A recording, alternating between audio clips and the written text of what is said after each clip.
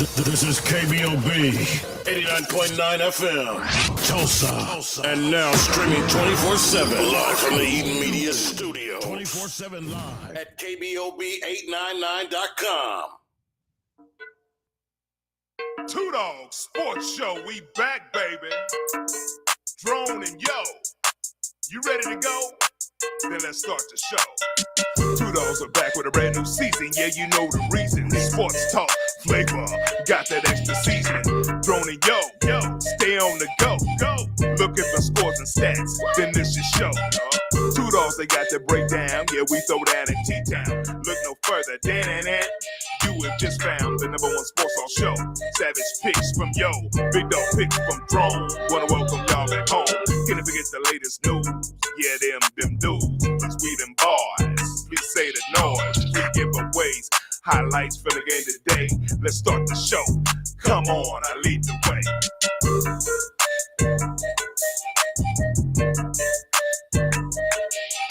What's up?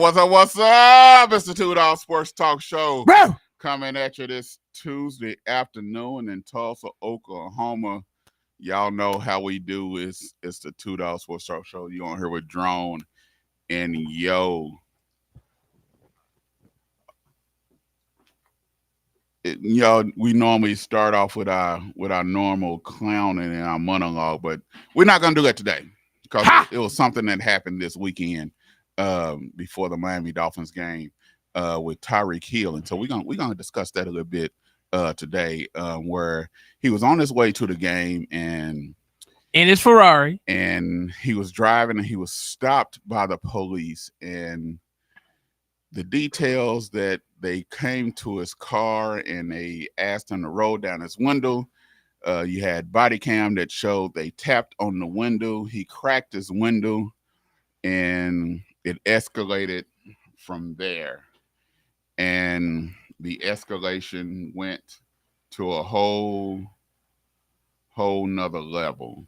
And this is the far too many times how the escalation went a little bit too far.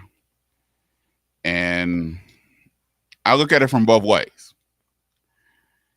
And I've been taught many times as growing up, stopped by the police. My dad always told me, say, yes, sir, no, sir, things of that nature. I've always been respectful. I've been stopped at many times late at night for no reason. I've told the story where I was stopped late at night up in North Tulsa before, and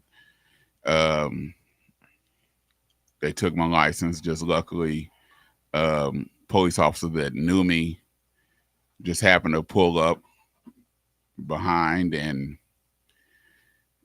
seen who it was, and they let me go. And thank God for that. But the situation escalated where he was pulled out of his car and threw down on the ground, and the situation could have got extremely, extremely hazardous. And we've seen this happen on numerous occasions. And if it wasn't Tyreek Hill, what if it wasn't Tyreek Hill? What if it was some unknown person? And people say, well, you can't look at it that way. Well, I have to. I have to look at it that way. Because we've seen things escalate in this nation far too many times where individuals have ended up shot, dead, because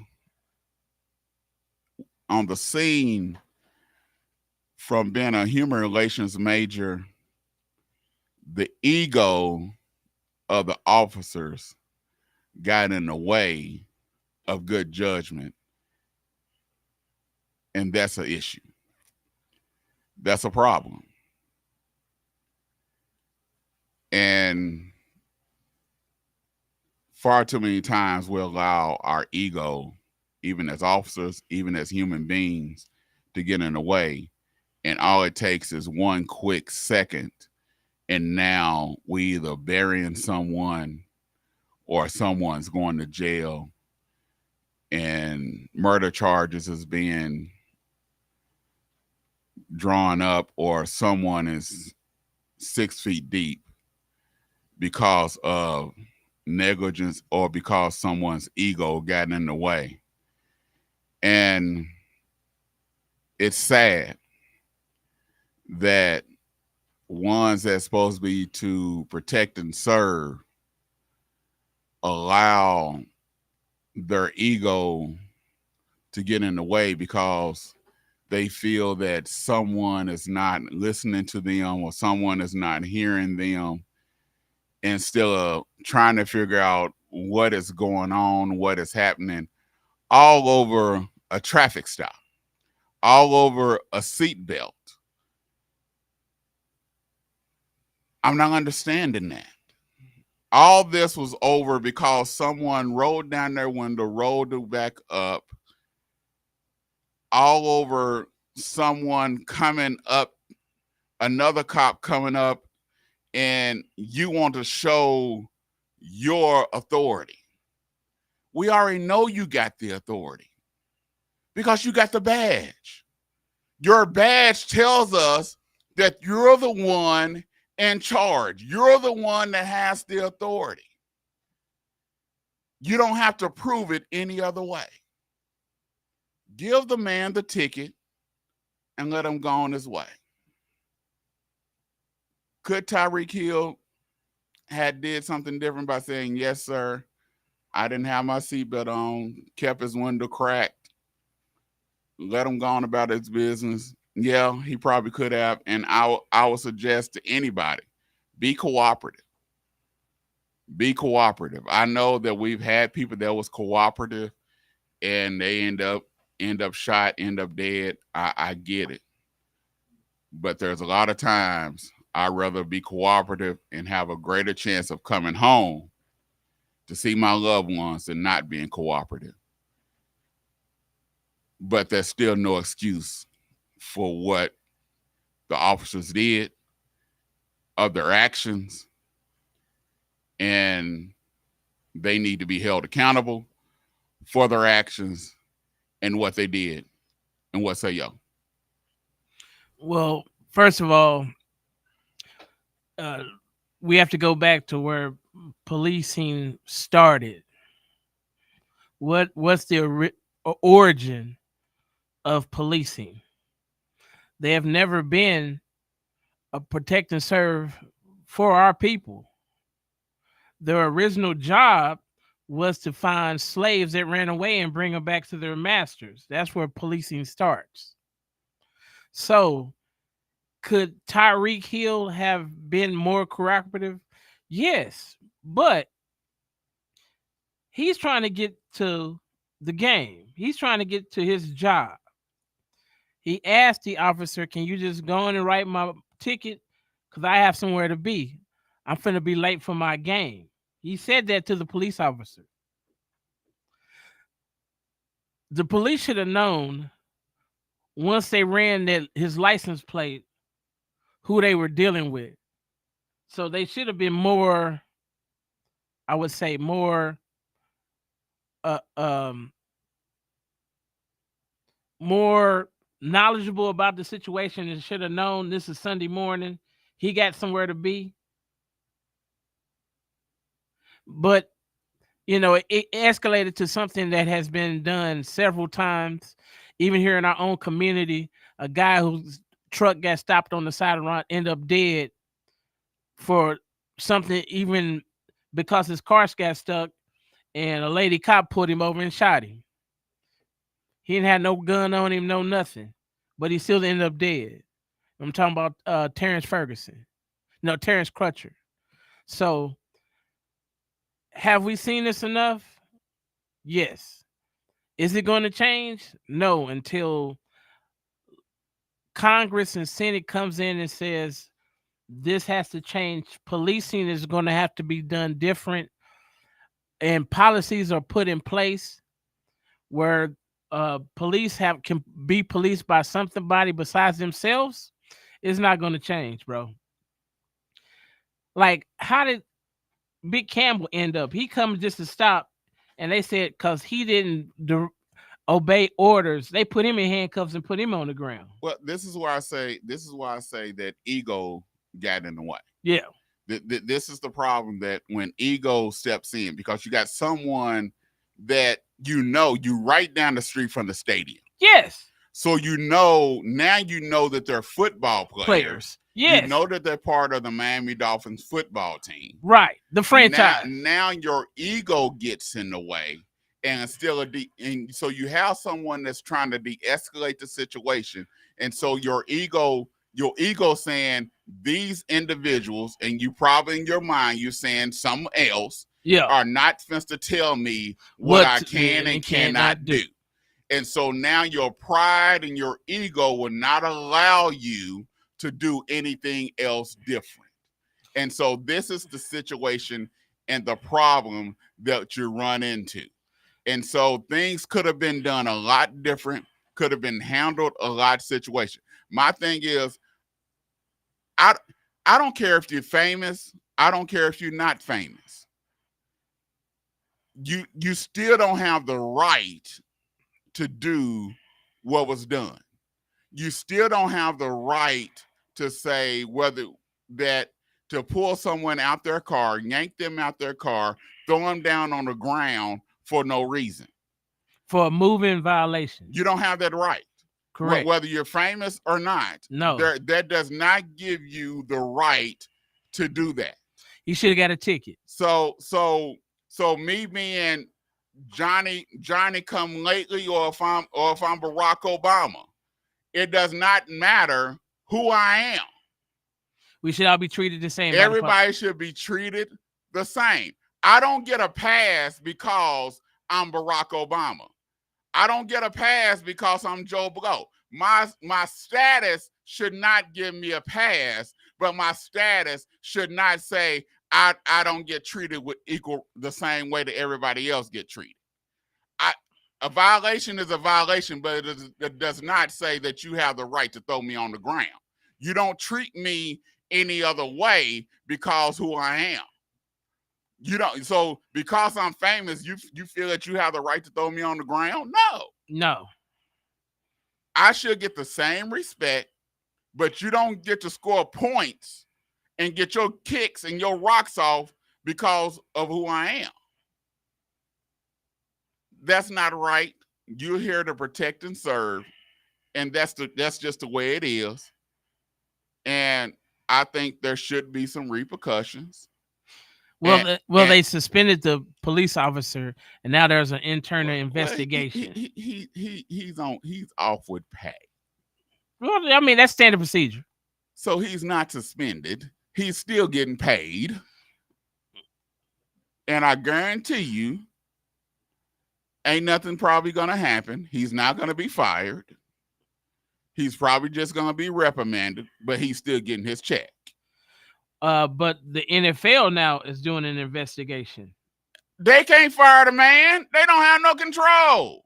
But they have attorneys that can do what? They can sue the police department.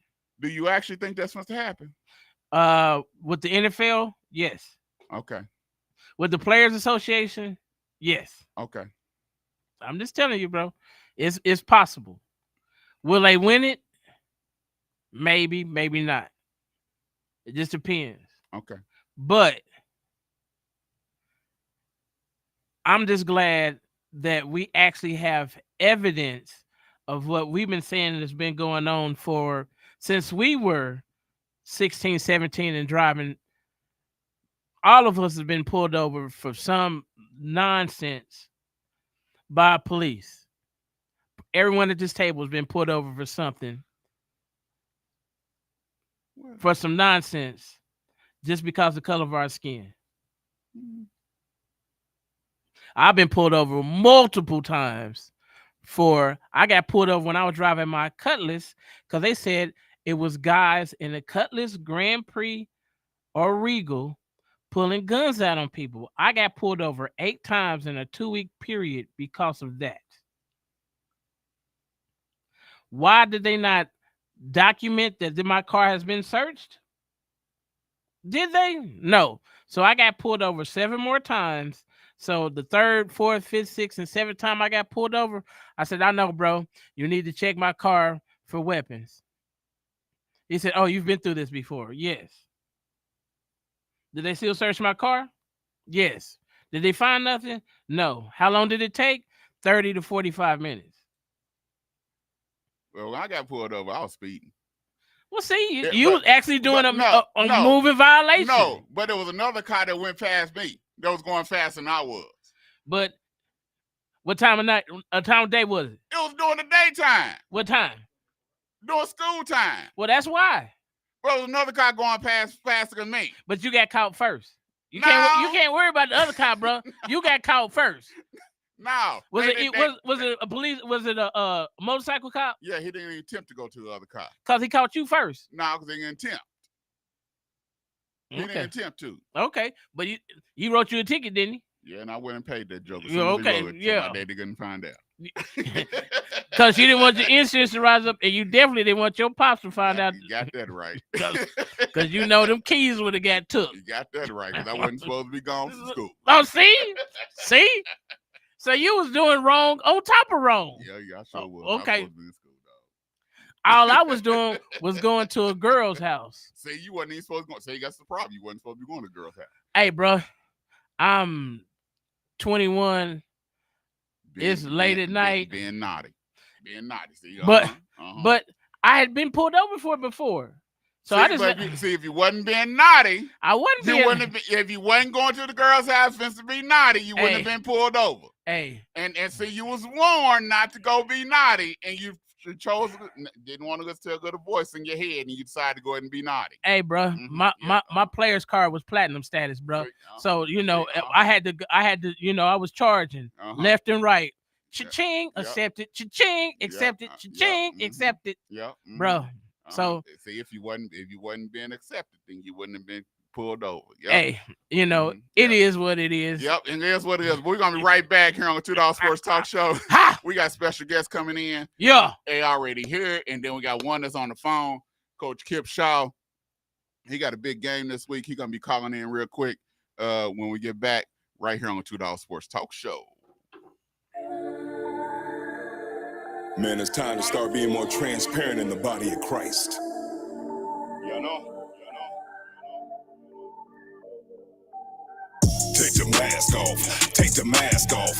Have we met? Who are you? Take the mask off. Take the mask off. Take the mask off. Have we met? Who are you? Take the mask off. I don't fake the funk. I don't perpetrate. Getting too old. Ain't got time to play. I don't fake the funk. I don't perpetrate. Getting too old. Ain't got time to play. Preaching righteousness, but you don't let it weigh. God delivered me. I refuse to stray. It take discipline to obey. He's the master potter. I'm just the clay. Chose to fight. Never stop walking. Battle dark forces. Christopher Walken. Preach a great sermon, but you just talking. Minister of Satan. Status stalking. In love with the title. Became an idol. Spiritually dead. Check his vitals. Flesh and spirit. They're arch rivals. I'ma kill it. Hey, Tulsa, Oklahoma. Welcome to Black Wall Street Tees and Souvenirs, where you can get the best Black-owned t-shirts, apparel, and souvenirs right here in the heart of Tulsa. For more information, please call 918-523-0608 or shop online with us at bwstshirts.com. And we hope to see you soon.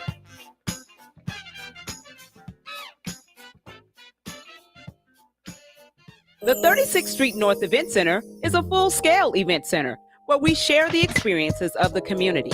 At the event center, you can rent space for weddings, birthday parties, receptions, concerts, Greek events, quinceañeras, and much more.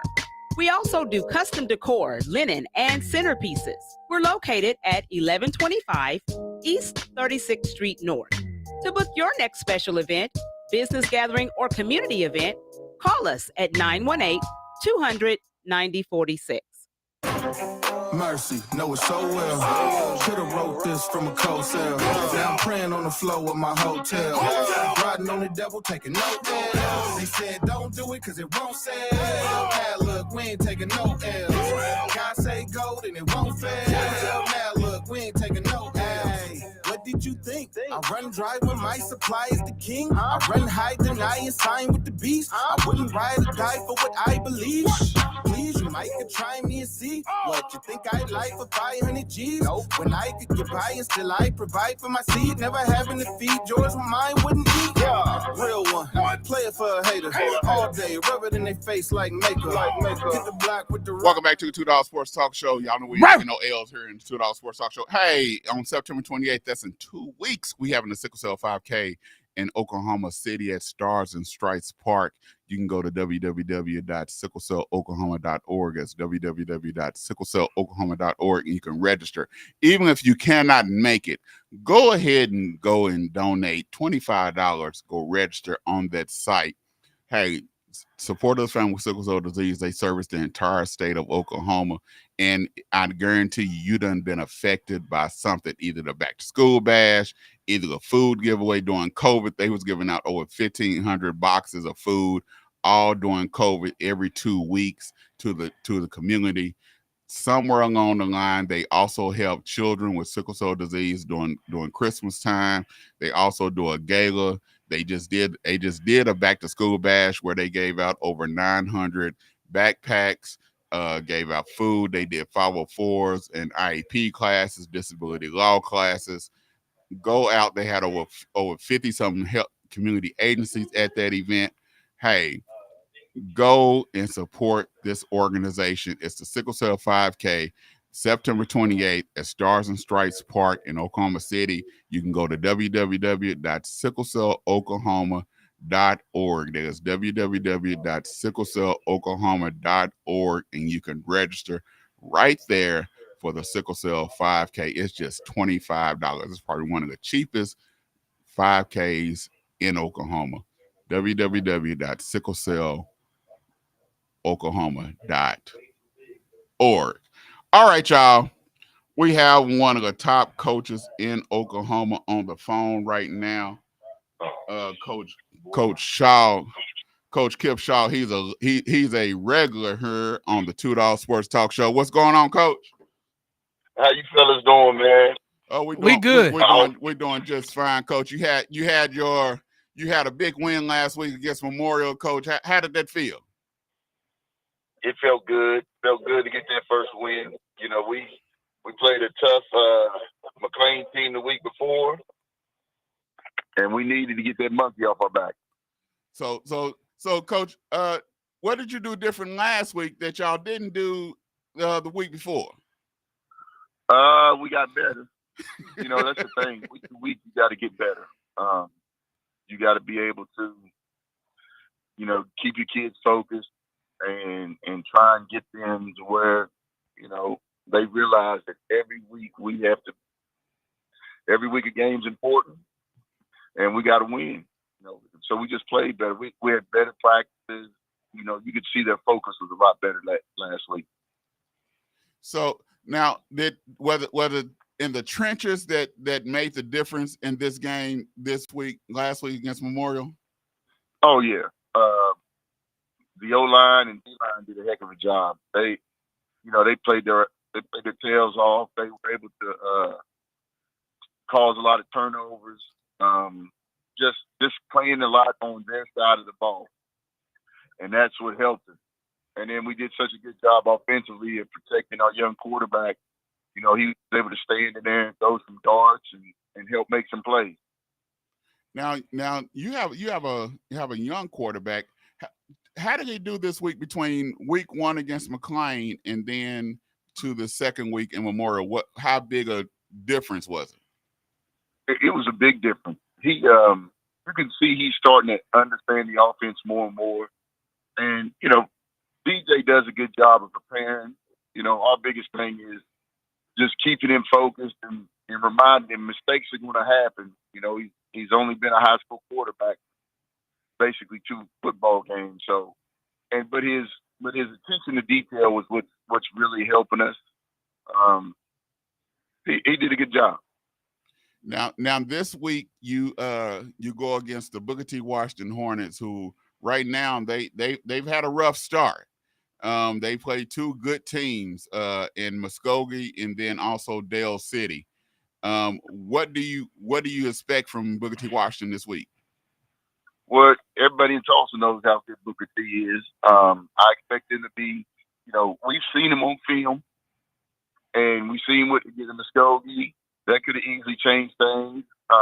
Dale City the same way. Like you said, they played two great ball teams, so they have a great team. And they're going to figure it out, and they're going to be really, really good this year. So I just don't want it to be this Friday they figure it out. So what are some of the game plan that you have for them this week? Are you going to do more run, more pass? Well, I know you can't tell me everything, but what is it that you're thinking? Well, the thing we try and do the most is, we'll put a game plan in, but then as the game evolves, it kind of dictates if we're going to be more run, more pass. And that's something I learned a long time ago. It's hard to put that we're going to pass more this week, run more this week. It's all going to depend on the flow of the game. What we have to do is we have to play sound defensively, and just make plays, stop the run. We got to be able to run the football. I'm an old DB, so I know that defense wins football games, and I also know that running the ball helps you win. So we have to be able to do them things. But they've got some great players. They got the one young man's got OU offers and stuff like that. So, and we just want to do our best. That's the game plan. We want to make sure we do what we're supposed to do. Now, Coach, this is one of those robberies that's not just being seen this year in all city, but this is regular season. What are you expecting the turnout and from the fans? Because we haven't seen this in a while. So now I'm gonna be honest with you. Now I tell you all the time I'm not from Oklahoma, but the way that everybody's been kind of prepping and the things that the district is doing, I've kind of realized, okay, I know this is a little different. The one thing I preach to my kids though is it's only important because it's the next game. That's any week we play, that opponent's important. But the pre-selling tickets, that's a big thing. They're pre-selling tickets at Central and Booker T. We've got 1,400 slots. Once they're gone, they're gone. But so I can tell, just the atmosphere leading up to it's kind of big.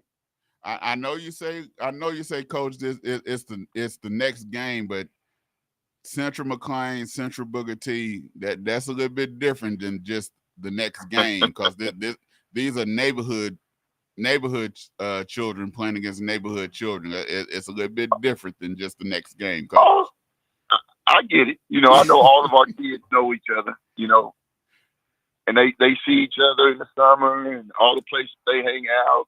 Some of them probably played with the Bulldogs and things like that. So, no, I get it. Trust me.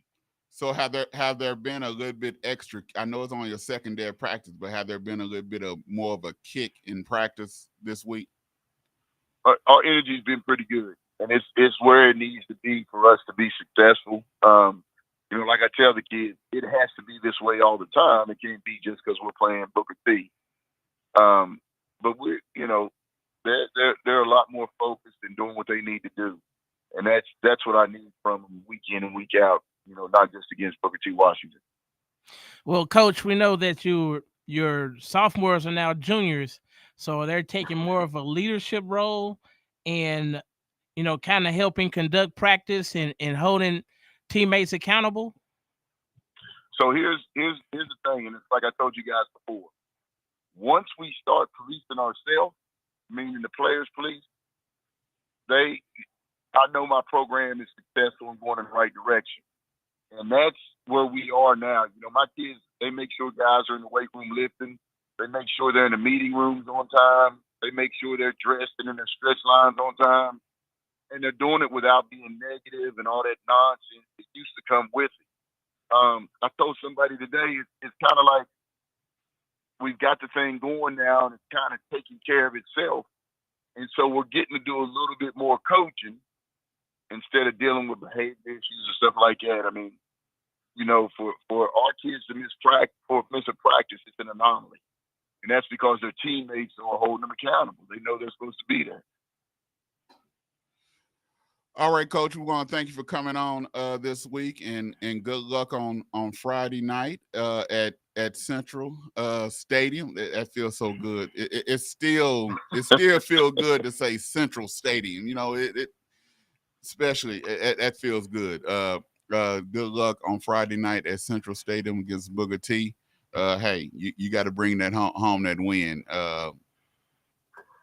You got 3 Braves in the house right now that's on the show today, and we all just grinning from ear to ear because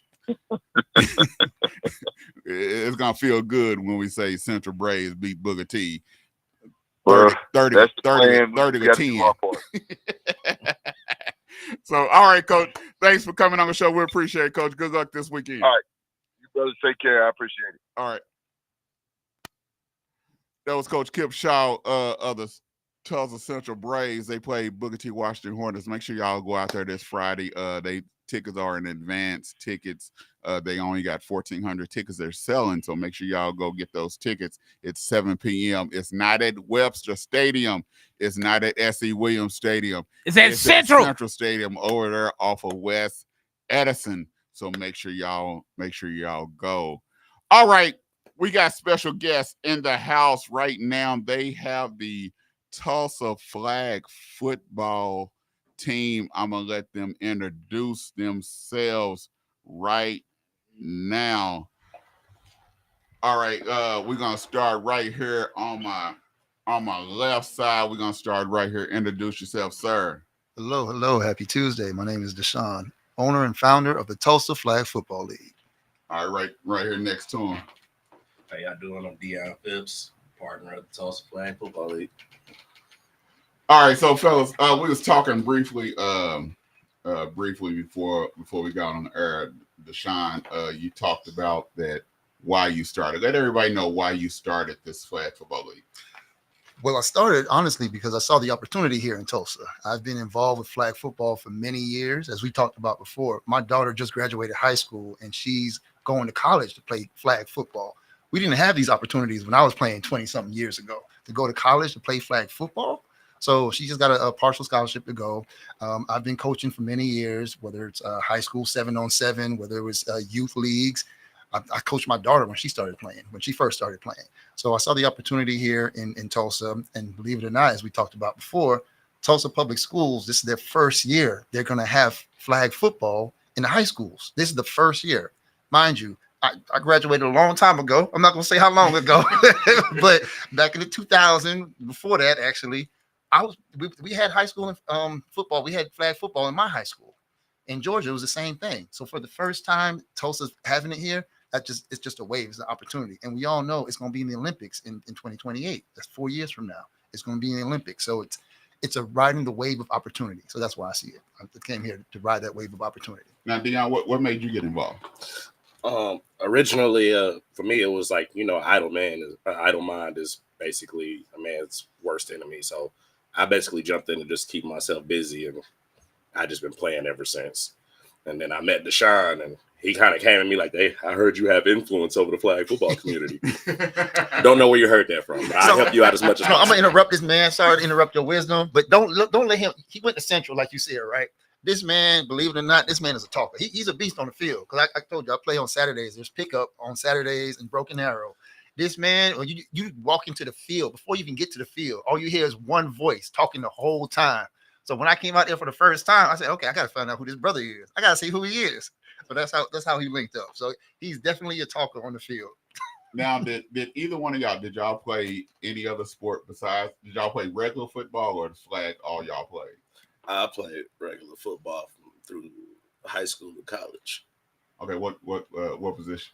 I was a strong safety in college and a linebacker in high school. What college you go to? NEO. Okay. Oh, nice. Okay. So were you a headhunter or? Yeah, I'm not a ball hawk by any means. I look up to Brian Dawkins, and that's how I want to play. Okay. So when you started playing, was it a adjustment to not want to go knock somebody's head off their shoulders? Yeah, absolutely, absolutely. Yeah, I want to say that adjustment from padded football to flag football completely different. Like I know now, like I know a lot of semi-pro football players who play in the pads come out there to the flag football field and get embarrassed because they think that it's tackle football and it's not. A whole new set of rules, whole new game. It's football, but flag and padded football, two different ball games. Okay, so let's go from there. Talk. Scoot up to the mic. Yeah, we love it. Yeah, okay, I'm so jump on that. My bad, I was relaxed. Yeah, we enjoying that. So you said it's a whole different ball game. So dealing with flag football, what's the difference that people don't realize there is when you start playing, from going from tackle to flag, that people, the misnomer that people have? Well, the first thing I would say, the difference is focusing on the flags. Now, I played football in high school too, and I know a lot of people have seen it on ESPN. We were talking about there was a player on the world team, Hoosh Doucette. I actually played against him back in my younger days, so I've seen him play in person, and he, no joke, no lie, it's a different speed. When you're out there playing tackle football, you're trying to get the person down. You hit them by any means necessary, any part of their body, anything you can make a contact to get them off their feet. With flag football, you have just 2, sometimes 3, depending on the format of the game. Those are your points of contact. You can only go for those flags on the side of the hip or if they have one in the back. So when I'm coming at you full speed and you do a dip, you do a quick turn, you do a little karaoke move, and all of a sudden the flags are not there anymore and I have to readjust, that speed of the game, a lot of them can't handle. So it was interesting to me to see this little debate they had as to whether NFL players would be able to translate easily to the flag football game. No, these are people who work on their craft every day. Yeah, you're still athletes, and I'll give it to you. If you had a whole off season, you have more time to actually perfect the craft of the game and get used to the speed of the game and the shifty movements of the flags. Yeah, by all means. But just to think that just because you're an NFL pro player that you're going to come in right off that season and come right into flag football and have the same effect. No, it's not going to work that way, bro. You heard him say it. I've seen pro players. My daughter, actually, I told you she plays. She sent me a picture. The league she was in over the summer. Josh Norman came out there. He was retired. Josh Norman. He was out there playing flag football in one of the fields, Taya Sports down in Atlanta. So you have a lot of pro players who transition from the game of pro to flag, and they'll tell you that it's a learning curve. It always is. It's a learning curve. So have you ever talked to, I would love to see it. Have you ever thought about trying to see if you can get a game against the flag football players, against current NFL or college football players, and a flag football game? I've actually played in some games like that. I want to say the last couple of seasons or so, there's a league in Oklahoma City called Central Oklahoma Flag Football, and we're basically bringing that USA format down to Tulsa is what DeShawn is doing. Right. But up there, they have a lot of people up there that were like ex-college football players, like D.D. Westbrook is there, a couple of other people that played high-level football, and so they play down there in 7s and 5s. And so the transition when they first come in, it's almost like they're you're not a factor, but like after the first couple of games and you get to going and you get that format down, then you can see where they transitioning from. But I will tell you, the Tulsa Gators put a team in the flag league, and right now they are struggling. But through time, I think they will come up. And so it's just like any sport. You have to adjust to the rules. You have to get used to it. Just because you're a good tennis, actually, tennis is a perfect example. Just because you're a good singles player in tennis doesn't mean it's going to translate to doubles. We've seen it happen so many times where it just doesn't translate. So it's the same thing with flag football. You can come out there and be the best pro player in pads. When you come out there playing flag, again, adjusting to little rule changes like the dipping, the spin moves, the flag guarding. That's another big one. How many times people want to running backs especially want to drop that shoulder, drop that hand down, stiff arm all day. Regular occurrence. all day. All day. So stuff like that, you just got to get used to. Okay. Hey, we're gonna take a quick break, and when we come back, hey, this is getting interesting. It's getting have interesting. a song. Keep bringing us back. Keep bringing us back. We're gonna take a quick break, and we're gonna get in more into this flag football. This is getting interesting. I got some more questions. Yeah. When we get back here on the sir. Dawgs Sports Talk show. Oh yeah. Definitely. Yeah. Keep shooting. I like it.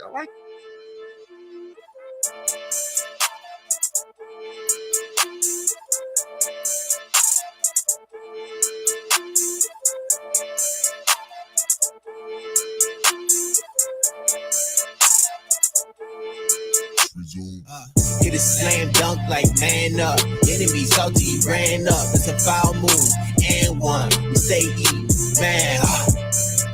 Jesus out all my life. I'ma shine bright as a light. I don't need diamonds to shine. I just keep God on my mind, dog. Give him my altar like sign, watch me clean like pine saw. Hey, I call God, yeah. Jesus, he the reason I be rapping, singing in the hood and trenches. I don't need a mention. This some time in prison. I got rescued, not arrested. Now I'm living. I be Holy Spirit sipping Bible toting. I was chosen for this moment. Devil choking home, and you don't believe me? Take a look. A few years ago, I paroled. I was in the basement, just a bed and clothes. Prayer work, I'ma let you know. Now I'm saving souls all around the globe. Preaching Jesus' name, it's the only hope. Yeah. He's the only hope. He's the only hope. He's the only one that can save our soul. Yeah, devil getting mad cause his tactics whack. I be stomping on the devil like back to back. Yeah, back to back. Like back to back. Yeah, back to back. Like back to back. I got that bit with the assist. The zone was curved with the dish. MJ followed two fish. Isolation, big rich. Yeah. All we do is win. Resist the devil's sin. Back to fin. Forget the glamour and glitz. He pulled me out of the pit. I'm on fire, I'm lit. Living what I sip. With a rock crossover, Jahara, Jova, easy to go. Supernova, walls falling down. Bulldozer on the road. Range Rover, yeah. GC saved my life. Garments are sparkling white. We are the bride of Christ. Rebuke Illuminati. We illuminate. How to order chicken wings. Number 1, find a good wing spot. I know a wing spot, Max Wings. Number 2, decide if you want a combo or if you want to order a la carte. Huh? What's that? Well, combos come with chicken, veggie sticks, fries, and a drink for a discounted price. A la carte means that you order each item separately. Okay. 3, decide if you want bone-in, boneless, or cauliflower wings, and then determine the delicious flavor you want on your wings. I didn't even know cauliflower had wings. You learn something new every day. Have you been to Max Wings? Yep. Max Wings is located at 782 East Pine Street in Tulsa. We're open Monday through Thursday from 11 a.m. to 8 p.m. and on Friday and Saturday from 11 a.m. to 10 p.m. Come to Max Wings, home of the dry rub fries. The 36th Street North Event Center is a full-scale event center where we share the experiences of the community. At the event center, you can rent space for weddings, birthday parties, receptions, concerts, Greek events, quinceañeras, and much more. We also do custom decor, linen, and centerpieces. We're located at 1125 East 36th Street North. To book your next special event, business gathering, or community event, call us at 918-200-9046. Hey, Tulsa, Oklahoma. Welcome to Black Wall Street Tees and Souvenirs, where you can get the best Black-owned t-shirts, apparel, and souvenirs right here in the heart of Tulsa. For more information, please call 918-523-0608 or shop online with us at bwstshirts.com. And we hope to see you soon.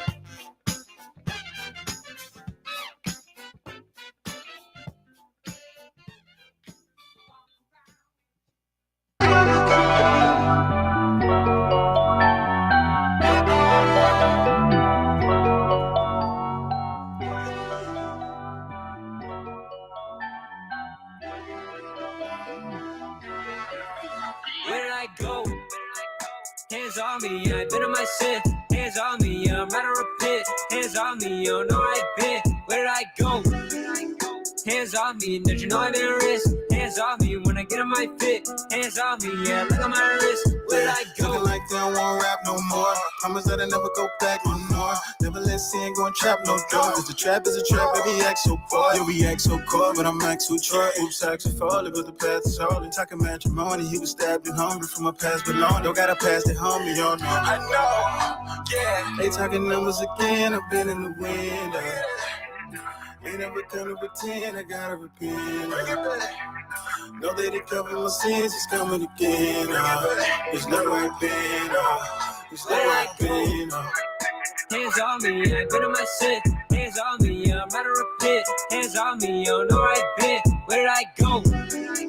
Hands on me, don't you know I've been risk? Hands on me when I get on my fit. Hands on me, yeah, look at my wrist. Where did I go? Left out like a left in, best road for the destiny, just now like a Welcome back to the Dawgs Sports Talk Show here on KBOB 89.9 FM. Hey, the conversation we having off the air is just as good as here. So we finna finish this conversation that we're having. All right, we've been talking off the air about what's going on in the conversations about flag football. Let's listen. What are the different types of flag football that y'all talked about when we was off the air? Oh man, where do we start? So there's a governing body. There's actually two of them for flag football. There's the USA flag rules, and I think the other one is USTFFF or something like that. And they have USTFF, and they have it's just I don't know why they have the two different versions, but they both have the different formats. And you have something called small ball, which is 4 and 5, and then you have go all the way up to 7, 8, I think 9. I think they stop at 9.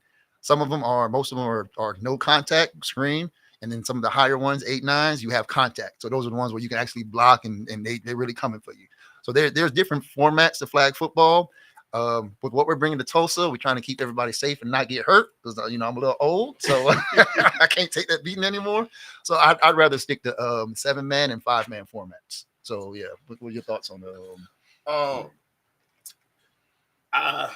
I can't say I'm a huge man of the 5 because boy, that's a lot of running. But you get exposed. But you get exposed. Yes, you will get exposed on 5s. Real quick. But I did start playing 8s and I love 7s.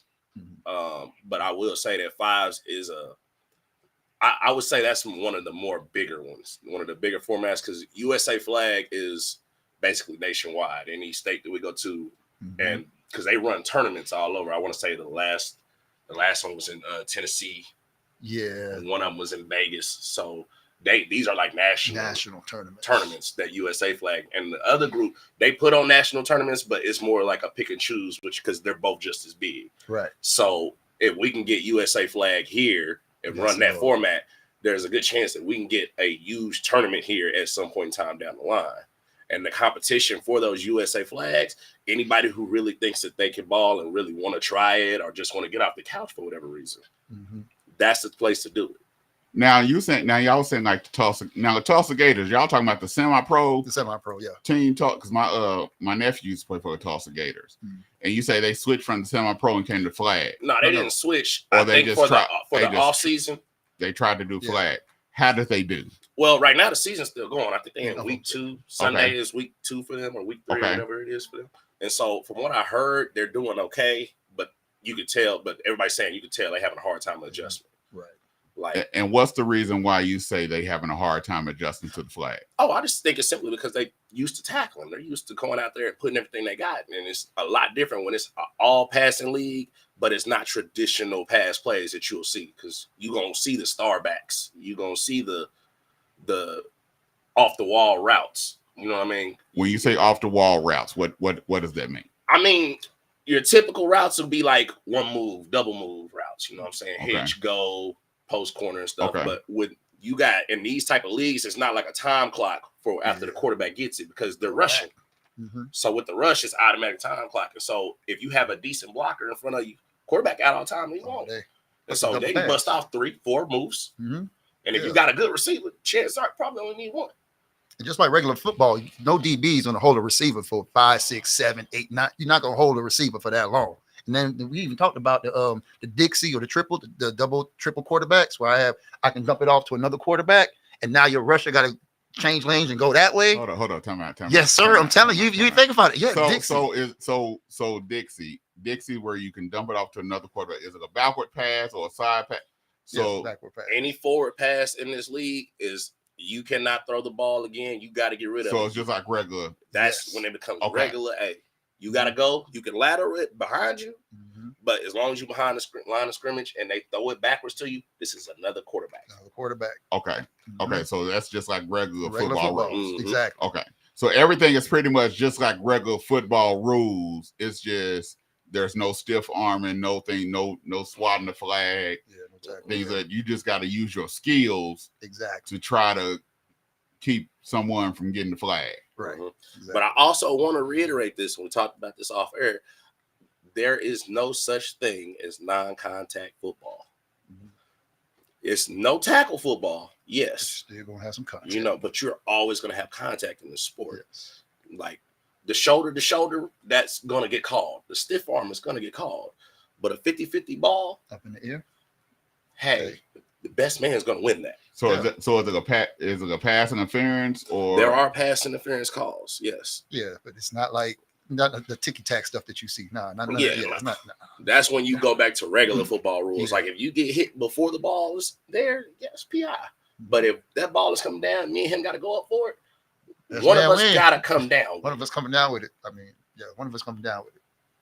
So the flag's got to be a certain length, or there's regulation flags. I should have brought mine, but there's regulation sizes, and again, just depending on your format, you may have 2 flags where it's just one on each hip, or you may have a third in the back. So you'll be 3 flags. So there's regulation flags. So what's harder, a 2 flag or a 3 flag? Two flags. Two, definitely. Yeah, because you only have 2 points of contact, and that's why I say that spin. So again, think of the speed of football, regular football. I'm coming at you full speed. And now, okay, I can't tackle you. So I got to go for one of these flags. So I'm coming at you full speed. I'm diving.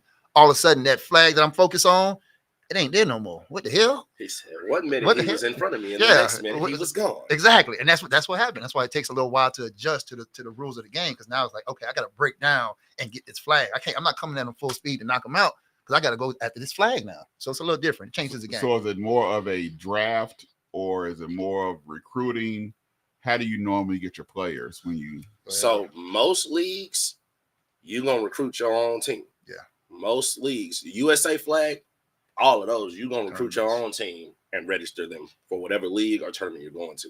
I have played in some leagues where they'll have what they call a combine, and it'll be just a regular scrimmage, and the captains will pick from those people that came out. Touch on your point. Church on the Move. There's a church down here in Tulsa that does that now. They play on Sundays. It's a Church on the Move. It's a church Christian high school. Okay. Yes. So now you got a lot of churches that are getting involved. They were some of the few people who were, and they was just doing it at first for like men's fellowship, and then it became something to where it became competitive. So now every year in the fall, Church on the Move has their 8-week league, playoffs, championship, all that good jazz. Nah, I ain't gonna say that because I didn't have to play in the rain a couple of times, big dog. I ain't gonna lie. Yeah. It's a nice league out there. So there is flag football here in Tulsa. There's, like I said, we talked about the Sexy League up here in North Tulsa. We talked about pickup on Saturdays. Talked about Church on the Move. We're just trying to bring an organization that's to the regular formation, the regular rules, so that we can have tournaments here. Imagine that, having a tournament where all of a sudden these cities, Dallas teams are coming, Florida teams are coming, Texas, all these Atlanta teams are coming. We have a big tournament here in Tulsa now because we're part of this sanction. We're a sanctioned league now. We're sanctioned by their format, their rules. So that's what we're trying to build. So what is it going to take to get sanctioned? For one, we need to get the league off the ground. That's the first thing. That's the first thing.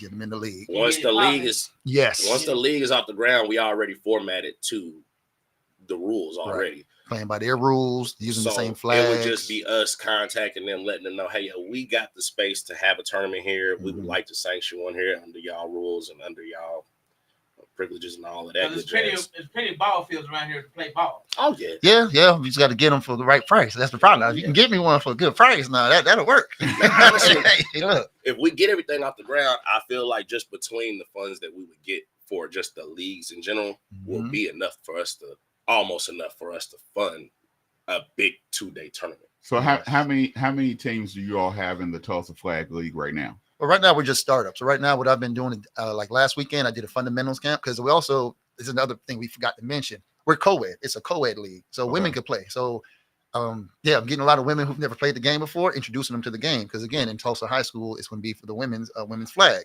Right. So right now, nobody's registered. We're just doing fundamental camps. I did one this past weekend. I had about 8-9 people show out. Trying to do another one, a scrimmage on the 21st. I'm going to shoot you the flyer for that. That's another free scrimmage. So right now we're just growing awareness of the game and spreading knowledge of the game because we do want to start in fall in October, mid-October. What's the age? 18 and up. 18 and up. Okay. Oh, now that's just for the fall. Now I forgot to mention before with Tulsa Flag Football, we also have a youth division that's going to start in the spring because I'm also a licensed franchisee of Under Armour Sports. Under Armour, they have their own flag league, just like NFL has flag. The Under Armour has a flag league as well. So I am a franchise owner, and our franchise is going to start in the spring. So until then, we're just doing adults. And then in spring, it's new. I didn't even really announce it. Yeah, he didn't. Yeah, I've been keeping that under wraps a little bit. But yeah, I'm the first Under Armour. The funny thing about it is, Under Armour, they were just bought out. That flag league was just bought out by the same group that bought out the Washington Commanders. What's his name? Joe Harris or something like that. Yeah, they bought out the Under the Lights flag league. That whole league, they just bought it out. So I don't know what they're gonna do, how they're gonna merge it or not with the NFL, whatever. But as of right now, I am a licensed franchisee owner, and I start with the youth in the spring. So in spring, we're going to have adult and youth. So it's growing. I'm definitely growing it. Right now, I'm just working on the adult piece. I will say I've been to a couple of a bunch of these USA flag tournaments around the states and close by and all that. And I'll say I don't think I've been the one that's had less than 200 teams in it. Wow. And that's they're going to have youth from youth from small all the way up. 6 to adult co-ed to adult females to adult men's, and there's gonna be 5s and 7s in all the adult groups, and there's gonna be 7s, I believe, just in the youth. Sevens. They have 5s. No, they don't have 5s. That's what I remember. So it's just 7s in the youth. And I'm telling you, you'll see some kids come out there drippy, and they're gonna come out there nice too. I didn't see a lot of prospects. So the national tournament, I used to go to the national tournament. They have it every year in Florida. So I used to go for a couple of years. I never won a ring with my team. We made it pretty far. My daughter actually won her first ring this past. So she got a ring before me on her women's team and her co-ed team, I believe. So it's a big thing in these other states, these tournaments. So what have your response been since you've been doing this here in Tulsa? It's been it's been a short time, but what have the response been? It's been an interesting response. I've got some people who are on board who really love it. I've met people from Wisconsin. One guy was telling me he's from Wisconsin, can't wait for it to come back. It's been a mixed bag because some people show interest, but no one's really been coming out yet. So we're going to see. Like, I want you to put if you say you really like it, like, come out, show me with your support. So everyone's receptive to the idea of it. They love the fact of it. They love the fact that something's going there, but I need to show me with your appreciation by actually joining, coming out to a fundamentals camp, coming out, signing up. And we're working on sponsors too. So when we get more sponsors, because I have a few on the website, we're going to be able to drop that price even more. So if you know anybody who's looking for, willing to sponsor the league, get some logos on their shirts and everything, let us know. It's on the website. So yeah. Okay. Man, we're gonna get y'all out there too, man. You gotta come out and check out some of these fundamentals camps, man. I'm gonna put a video up to show you some of these girls that were pulling flags, man. Okay. They were looking nice. Okay. So I have a question. Yes, sir. In Oklahoma, we're a traditional football state. Yes. Football is a traditional sport here. Yes. It pretty much has been like that since the 60s. Correct. So how are you going to get some of those very traditional minded people to actually give flag a chance? Go ahead. I believe that it'll be easier because a lot of them are older now, and this is flag football originally is meant to get older men off the couch just to do something. Okay. Just to keep from getting out of shape, keep us healthy, that type of stuff. So I really feel like it was mostly directed towards the older crowd, but the younger crowd is really what's going to bring everybody in there. Because in my opinion, I feel like a lot of older people that want to play are scared to play because they might get hurt. Right. It's like, I don't think it's that kind of game though. And I think once I show them, once we get them out to the field, that's why we're having these free events where you can come play for free. Once they see how easy it is and it's no tackle. There's a little contact, but not much. Once they see the ease of the game and they realize, oh, I can do this. I can still play. I think it takes that. Once they get that, they can actually see it for themselves and experience it. That's how we win them over. But I also think that you have more of even with the younger crowd, a lot of the parents, they don't want because of the CTE thing, the parents don't want their children being tackled or the head traumas. And so they look at flag football as another way for them to still be able to be active, still be able to play. And they can also still be able to get scholarships because you got Rogers State, they have flag football scholarships. You have a lot of these other schools are allowing you to be able to get scholarships. And so it's meant to grow because parents are allowing their children to be able to still come play. Right. So it's growing in astronomical ways. And then also with the Olympics, it's putting it's putting another spin to it. And if you have putting more eyes and names in 4 years, it's supposed to be astronomical because you have schools in areas like Oklahoma that never do anything. And so now you got the school system in Tulsa Public Schools. Plus now with flag, so all you need is 7. Where it just depends on the format. Where it was in the murals. Yeah. Where now you got Union, Jinx, where it's not supposed to just be in the murals, but it's supposed to actually be teams. Yeah. So it's supposed to change from in the murals. Because I see that's the teams. biggest problem with 11-man football. You have to have so many people to run practice to be able to compete. And with flag, you don't need near as many, and you don't need near as much equipment. Right. And going back to what he said about the players who don't want to get injuries or their parents who want them to get injuries, also from a coaching standpoint, I remember, I will never forget this. I had one of the kids I coached. His name was Adrian. When he played tackle football, he was a young kid. He was always on the line. That's all they put him because he was a bigger boy. With flag football, everybody's a receiver. I had him coming out his first year playing. I did not know he had hands like that. He was my best tight end. So you can't really showcase your skills if you just kind of pigeonholed into one because of your size. You're pigeonholed into just one position. You don't get to showcase your skills like that in regular football all the time. Versus flag football, oh yeah, you got to guard him. You can't just, you can't just, you're gonna have to guard him.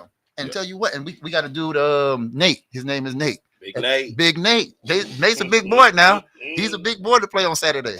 You got to guard him, and he is an easy first down for the QB. Most of the times, it's a toss up to Big Nate. That's where my grandson was. My grandson on Saturday, he's for a 5-year-old, 6-year-old, he's the biggest one on the team. Right. And you go out there and be like, okay, that's him, because everybody else this tall, he way up here. He hikes the ball, but every now and then they give him the ball. He's able to run. Every now and then he gets the ball and he runs. He even try to cut. So you have to. It gives every child the opportunity to run the ball and feel like they're part of the team. Even on defense, they can run. There's no set position, right? Where they pigeonhole to be a lineman or they pigeonhole to be this. Everybody is able to run after the ball, get a flag, whatever. So it makes them feel like they're part of the team. One thing that I've learned on the goal line, if you 10 yards, 5 yards out, you want you a big boy running that big boy route. Yes. That's unstoppable. That's easy money. Easy money. That get down there, post him up. Box out all day. Right here. Yeah. I didn't seen it too many times and had to guard it a couple of times. It's not easy. So that's why I say anybody can play. And that's all. And once they come out there and they see, it's not, they say, I can't catch. Okay, well, can you run? Can you pull a flag? You can play flag football. Come out here and play defense. Simple as that. I just got to get them out to the field and showcase that. Hey, you can. See, Trey, your career ain't over, Trey. It ain't over, man. Come on. It ain't over, Trey. He ready now. You talking about all that running you used to do, man? It ain't over, Trey. Come on out, man. I'm telling you. Hey, no lie, my man. If you want to come out, bro, come out Saturday. Come on Saturday. I'll introduce you to a couple of people. It's 9 a.m. in the morning. Yeah. And they're going to play like 3 games, so you can show up anytime between 9 and 12. Between 9 and 12. I'm telling you. And they're going to We'll figure something out for you. Don't worry. We'll get you out there. We'll talk, man. I'm trying to get these two to come out. I need to get these two to come out. Honestly, if y'all come out and just want to watch, because where we at though is sponsored by Life Church, and they give a good message. You know what I'm saying? We get a scripture and all that. We pray. You know what I'm saying? Then we'll play all day, and after we pray, it's war. We going at it. And this is just a pickup on Saturday. This is just a pickup on Saturday. And where's this at? This is at Broken Arrow Freshman Academy, Saturday morning. See, that's what like my son, he does the Connect group at his church. Okay. And so they do basketball instead of flag. So they do Connect group at his church. I'm trying to work with some churches too. Tell them to holler at me, talk to me. I have a couple of people I'm trying to work with just to connect. Because again, this is our inaugural, trying to just get it out there, trying to get some. But I know in the spring it's going, because in the spring we won't have to compete with the Church on the Move because they're going to be done. Hickey Creek is no longer a league right now, so they're going to be done. Sexy flag football, they only do theirs in the fall, so the women just stopped playing. They all gonna be looking for something to do come spring when the weather starts warming up again. So right now, this is me just trying to get feelers out there. So it's okay. Right now it's gonna be a little small, but come spring, it's gonna blow up. Yeah, it's gonna be real good during the spring because the only league that I know that play in the spring is in Oklahoma City. So for us to have that in Tulsa, just to have something to do, or just to get ourselves active with it, that's up for me. All right, tell everybody where they. Because y'all said y'all got something going on Saturday, where they can come see y'all on Saturday, where they need to come to. So pick up if you want to play flag football. It's at Broken Arrow Freshman Academy. It's with overtime. It's a different league, but it's great guys. They're very Christian based group, welcoming to all. That's a 9:00 Broken Arrow Freshman Academy at 9:00. Now that's every Saturday. I'm sorry, I meant to say every Saturday. Now ours. Do you got a flyer for that? I can give you a Facebook page, and I can give you the name of the church leaders, and I can get every piece of information you would like on that. Okay, so I'll post that on my church group page and our men's group page. So that'd be perfect. And then again, we're going to do Tulsa flag football, our league. We're going to do a fundamentals and then free scrimmage on Saturday, the 21st. So not this one. That flyer that you sent me? Yes, sir. Okay, I'll send you another one. Yeah, I sent another one with the actual address on it because it's going to be at All-Star Sports Complex and off 61st, across from the Union Fields. 61st and 169. Yeah, you know where it is. Yeah, you know exactly where it is. Yeah, so it's going to be still doing 2 games for that. We're going to try to do as many as we can. We're going to try to do 2 games. So it's going to be first, we're going to do fundamentals because like this past weekend, I was showing them the flag pulling drills and everything. So we don't want to just throw you out there. So, somebody who's never caught a ball before, or pulled the flag before, we're going to show you how to put on the flag belt. We're going to show you what flag pulling drills are like. And then we're going to go into this scrimmage. And it's co-ed. So definitely bring your daughters, your aunties, your wives, your girlfriends, everybody. Bring them out. Bring your kids. We want to see them too. Yeah, bring them out. My wife can't stand sports. Oh, okay. She's fussing now about football. Oh, man. She was fussing at me this week about football. You already watching too much football. Monday, Tuesday, Thursday, Friday. Oh, that only been 2 weeks. It's a lifestyle. Hey, bro. I took mine to Branson. I let her go see Queen Esther. I went to the outlet mall and I went and watched the game. I watched the game until she got out, and then I came back to the hotel room and watched Moke Ball. Man, be quiet. I'm jealous over here. I was watching ball all day, but I had to hear it after I got through watching it all day. Yeah. Only game I missed was the Colorado-Nebraska game. That wasn't no game. Jesus. Look. I just started some feelings. I watched the game, but it wasn't worth it because I'm about sick of that. We're gonna talk about it in a minute. All right. Hey, we're gonna take a quick break. And we're gonna come back. We're gonna talk NFL and college football when we get back here on the Dawgs Sports Talk Show. The Tulsa flag football individuals, they're gonna stay here a little bit because they want to talk a little bit of ball. Yes. They don't get it. They don't get it. They don't get how we do it here on 2 Dawgs. I don't know if they ready for this smoke. We're ready. Come on. Come with it. They claim they ready, but we will find out. We done ran a lot of people out. Yeah. We done ran them out. They don't know what they're in for. We're gonna be right back here on 2 Dawgs Sports Talk Show. Oh man, I love this. I can talk sports all day. That's what I'm about. We can talk about. I wanna be just like Christ. I wanna be just like Christ. I wanna be just like Christ. I wanna be just like Christ. I wanna be just like I had a rough life, cause a lot on my own in my younger life. I was a rolling stone. If you're looking for me, I'm probably at home unless I'm ministering.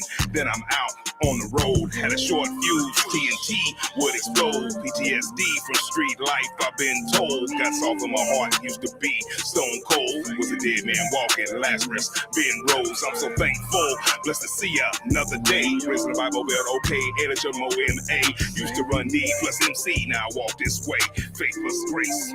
Once you had a taste, I'ma serve him till I see my Savior face to face. Throw this word in my heart, cut and paste. Copy of Christ, it's a sketch, I'ma trace his steps, no stutter steps. Run the race of faith. I wanna be just like Christ. I wanna be just like Christ.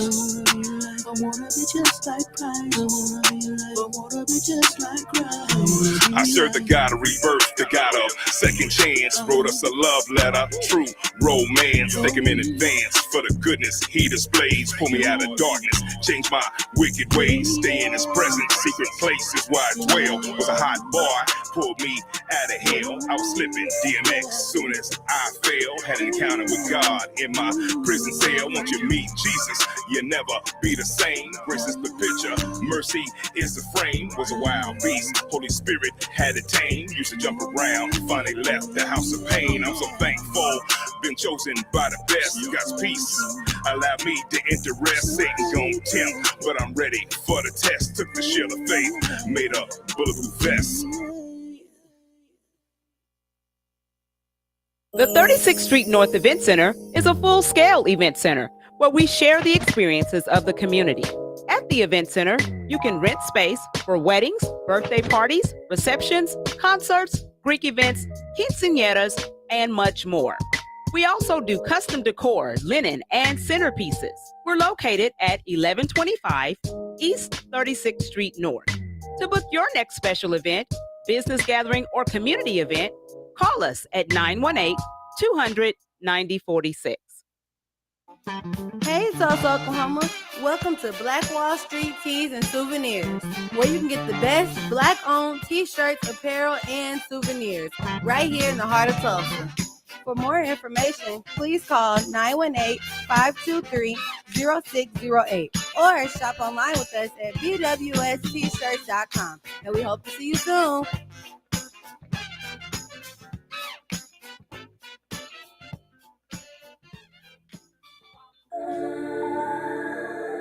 Man, it's time to start being more transparent in the body of Christ. You know? Take the mask off, take the mask off. Have we met? Who are you? Take the mask off, take the mask off, take the mask off. Have we met? Who are you? Take the mask off. I don't fake the funk, I don't perpetrate. Getting too old, ain't got time to play. I don't fake the funk, I don't perpetrate. Getting too old, ain't got time to play. Preaching righteousness, but you don't let it weigh. God delivered me, I refuse to stray. It takes discipline to obey. He's the master potter, I'm just the clay. Welcome back to the Dawgs Sports Talk Show here on KBOB 89.9 FM. That's Take Your Mask Off by Trinity Trey. He should be having our new intro coming real soon. Y'all know we do a new intro every year by Trinity Trey. He should have our new intro coming real. We shooting a video too, right? Soon. Huh? We shooting a video? I don't know yet. We need to shoot video, bro. I think we need a video of this one. I don't know yet. We might do a little bit something. Yeah. We might do a little bit something. All right, man. We finna talk. We finna talk ball. We finna talk ball. Yeah. What we starting with? We finna talk ball. Hey, but we're gonna start. I'm not gonna start with Colorado because if I start with Colorado, I'm not gonna get off my soapbox because I'm about sick of them. Okay. But I'm gonna start with Texas and Michigan. Okay. And I told everybody last week with this nasty burnt orange up in this studio that I'm ready to tear down now. And I told y'all that it took everything in me to say they was gonna win. Yeah. Y'all know I can't stand that nasty, raggedy, burnt orange. You got some raggedy orange on your cotton picking shirt today. Hey, I'm colorful today, bro. I'm colorful today, bro. You could have covered up that orange. No, I can't cover it up, bro. Covered up that burn up. But I told y'all Michigan's gonna get beat by more than 2 touchdowns. You did. And that's what they did because Michigan ain't got no offense. Not a lick of offense. They barely got defense, but they sure don't have no offense. They don't have no quarterback can throw. They didn't have no quarterback last year with McCarthy that can throw. The line is weak. The running back need to go somewhere else. Texas is too powerful, too much talent, too much speed on offense and defense. SEC ready. The Big Ten is not ready for what the SEC have. That's why they in the Big Ten. Michigan shouldn't have been in the top 5. Just like Raggedy Notre Dame should never been in the top 10, but they keep trying to put them in there because they want them to be in the playoffs because Notre Dame have all these followers that's 100 years old. Don't nobody follow Notre Dame no more except people that's 85 and up. 85 and up? 85 and up. Okay. Don't nobody follow Notre Dame. No, you know good and well don't nobody follow Notre Dame no more. I mean, they are. Notre Dame ain't had a winner since I don't know when. 88. Since Rocket Ishmael. Yeah, 88. 88. So who follow Notre Dame? You know good and well don't nobody follow Notre Dame. But Texas just a little bit was too strong for Michigan. Michigan didn't have a chance. Not a chance. Nan Nutter. What say y'all? I look at it a little bit different from what I saw. What you see? I saw Michigan was the word that every football team hates to hear. Michigan is soft. Soft. Let's just call it what we saw it, bruh. They soft. They soft as cotton. They didn't want to tackle. They didn't want to block. And then they got beat up on and embarrassed on their home field with 100,000, 120,000 people watching. All in that old raggedy yellow because they scared. You said the same thing I said. They didn't have a chance. You didn't say they were soft. They soft. Call them what it is, bro. They were soft. No, they just can't handle the SEC. Hey, bro, Texas came in there and said, hey, bro, we going to roll our sleeves up. We running the ball right here. Ain't nothing you can do about it. You going to just take this butt whooping. And that's what they did. No, Texas came in there and said, I need you to fix me a sandwich. I need a root beer. And a float. I'm kicking my shoes off. Tell your mama to sit back. Yeah. And relax. We're going to be here for a while. Yeah. Get in the kitchen and make me something to eat. That's all. Yeah. And Michigan had to do it. Yeah. That's it. What y'all say? What y'all got to say? What y'all got to say? Not that they got turned into housewives. Jesus. Jesus. I mean, I'm not gonna say they didn't have a chance, but I am definitely gonna say they soft. I agree with one. The other one, I'm just like, yeah, if they'd came in with just a little grit and a little heart, maybe they lost by like 14. But they was scared, man. That's really the only thing. I mean, I've always learned there's 2 ways to coach your team. The first one is technicals. Y'all got a technical good team. You know, they don't miss blocking assignments. They don't drop passes. They don't fumble the ball. That's good. Yeah. The other way is you can be really mean and gritty and just scare other people off the field. Texas was both of those in that game. Texas was not only gritty, but I didn't see a miss blocking assignment. I didn't see a whole lot of drop passes.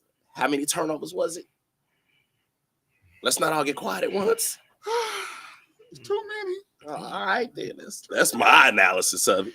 So let me ask you this, man, because Michigan being ranked as high as they were, right? They were supposed to be the 4 runners of that league, right? Was that Big 10? They were supposed to be the Big 20 now. I don't know how many teams up in there now because they with all the realignments and everything. Yeah.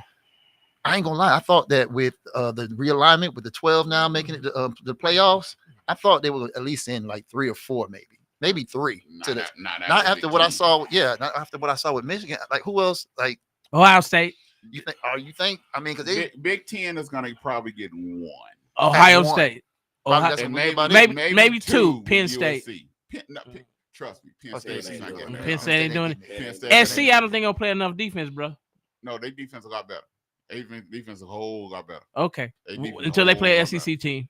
until we see. They The don't only problem with the SEC, they don't though, play no SEC team no more. Right. That's Yeah, what AFC's going to Big Ten play. Yeah. the only problem with the SEC is that we always every year we do this because we cannibalize each other. We have these tough schedules. Y'all, Florida, have y'all seen Florida's schedule? Yeah, they playing out of the 12, 11 teams.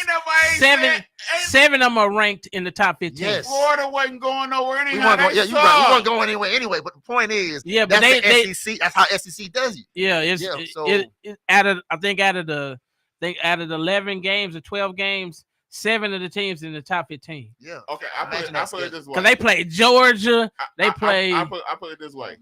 If Texas play OU today, they will beat OU by 2 touchdowns or more. Well, OU need a new quarterback, bro. Let's just call it what we see. Let's call it what it is, bro. We need a new quarterback. I'm not saying we don't. I'm not gonna lie. OU's defense look they look like they did their job in that game. But no offense. No offense. Yeah. We need a new quarterback. Hey, man. Remind you, I'm not even an OU fan. Hey, man. I told you. If the freshman quarterback get in. If he get hurt. Man, they need to go in and start, bro. If he get hurt, by any means, if he break a toenail, he will not get his spot back. Bro, we need to see him in action, bro. Because Hawkins will be the starter for the rest of the season if he break a toenail. Because what I saw Saturday, I was very disappointed. He have one more game. They play Tennessee in 2 weeks. Yeah, the 21st. Yeah, Tennessee I'm supposed to go to nice. that game. And if I see that what I saw on Saturday, if they play Tennessee in 2 weeks, if he play like he did first half, and they play Tulane, he will be replaced second half of the Tennessee game. Well, that need to happen next week when they play Tulane. No, he won't. He won't. Venables will play him all next week against Tulane. But that first half of the Tennessee game, if he don't do nothing, halftime, he will be yanked. Okay, we'll see. They're gonna be Tulane on accident. Yeah, but it's a confidence trust game. me, It's a confidence game. They're calling for his head right now. Yeah, but the only reason I heard he's actually got the starting job is because he was there at the end of last year. No, because he has $1 million NIL deal. No. He has that spot because he was there at the end of last year and what he did in that bowl game. Well, I was told because he has $1 million NIL deal from the alumni. No. So I got a question for everybody. Trust yeah, me. That's why he's so do y'all think it makes a difference in who these players are based off of what their NIL money is? Yes. Why do you think that? Because we just talked about a quarterback who's getting NIL money and he's playing worth not really. It all depends. It all depends on where you're at and who you are and how you playing. Trust me. DJ, I don't know what I'm doing. Yeah, it will be pulled at Florida State, and he got money from NIL.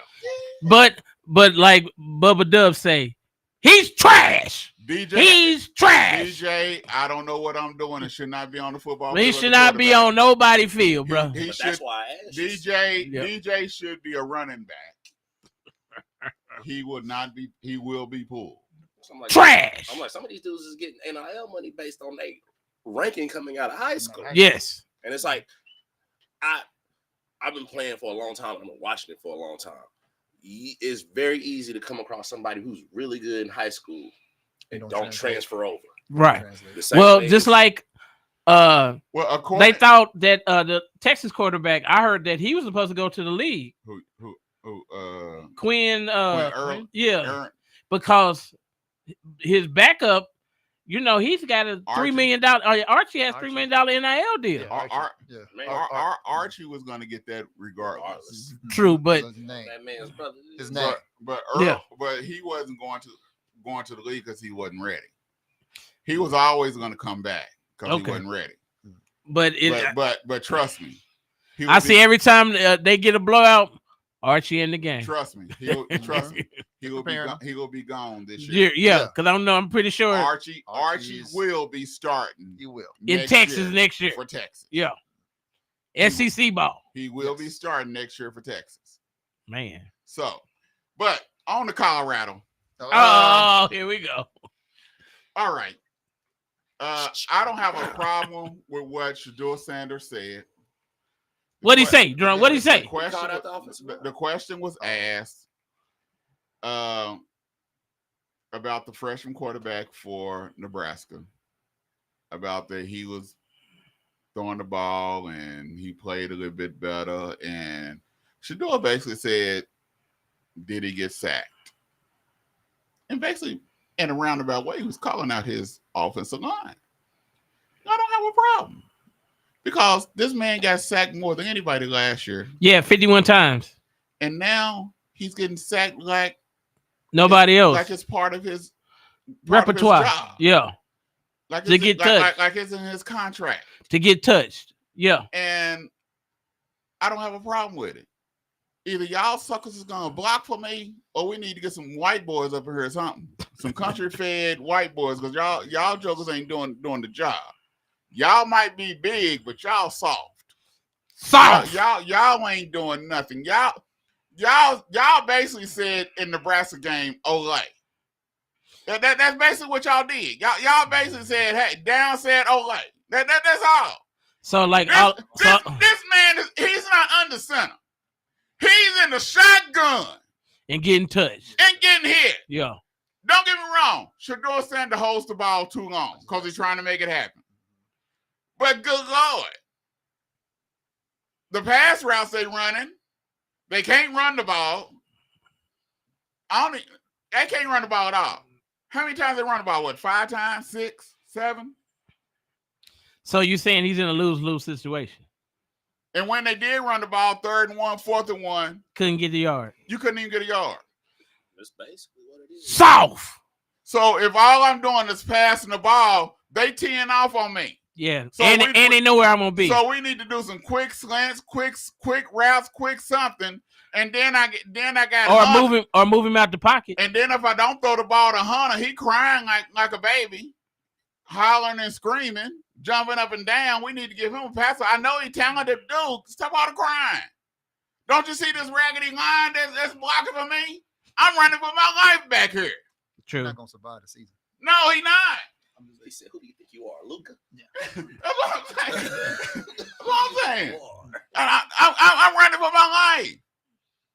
This line is weak. They doing the same thing, and then the freshmen come in. You ain't gonna have to worry about that no more. Dude, you getting beat like you just stole something every time they say down, said height. This dude running past you. Where's the blocking? Well, that's something they're gonna have to address, bro. That's something that it's supposed to have been addressed. Well, it seemed like they need to address it again because it didn't get fixed. I told y'all when they played North Dakota State, and everybody said, "Oh, they better." They did. I told y'all, wait till they play Nebraska. Well, if a team cannot match their speed, Colorado got definitely an advantage. It ain't got nothing to do with speed. They supposed to go to the Big 12. They got hog maws on the line. The game is won in the trenches, bro. Well, in the trenches. But if you're not playing teams that are that skilled, where they're gonna play bully ball, they have an opportunity. Show me somebody in the Big 12 that's not supposed to do what Nebraska did. Yeah, I was gonna say that's Big 12. Show me somebody in the Big 12 that's not supposed to do that. Yeah. They ain't got nothing to do. Nebraska ain't got no speed. But they play downhill. Well, they play that 3 yards in a cloud of dust.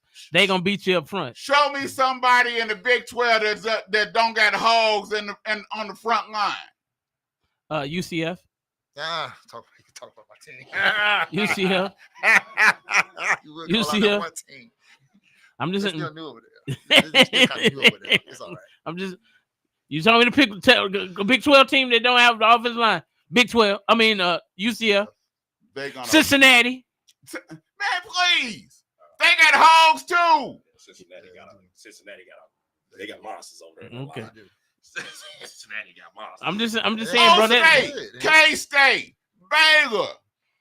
They might be able to beat Texas Tech. Okay. Or what about Arizona? Arizona State. They got hogs too. Okay.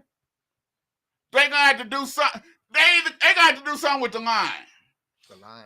Well, that's something that they gonna have to address. I thought it was been addressed, but it looked like either they need a better offensive line coach or be able to recruit better players at that position. Because it seems like that's the only thing that's holding them back. So are we saying they season done, basically? Is that what we're saying? Because you can't bring in new recruits right now. Well, I'm not saying they done, but they're not gonna. I don't think they're gonna make a bowl game. I don't think they're gonna have 6 wins on their. They were 5-8 last year. Yeah, 5-8. So I don't know if they're gonna get 6. Is there a deadline on that transfer portal?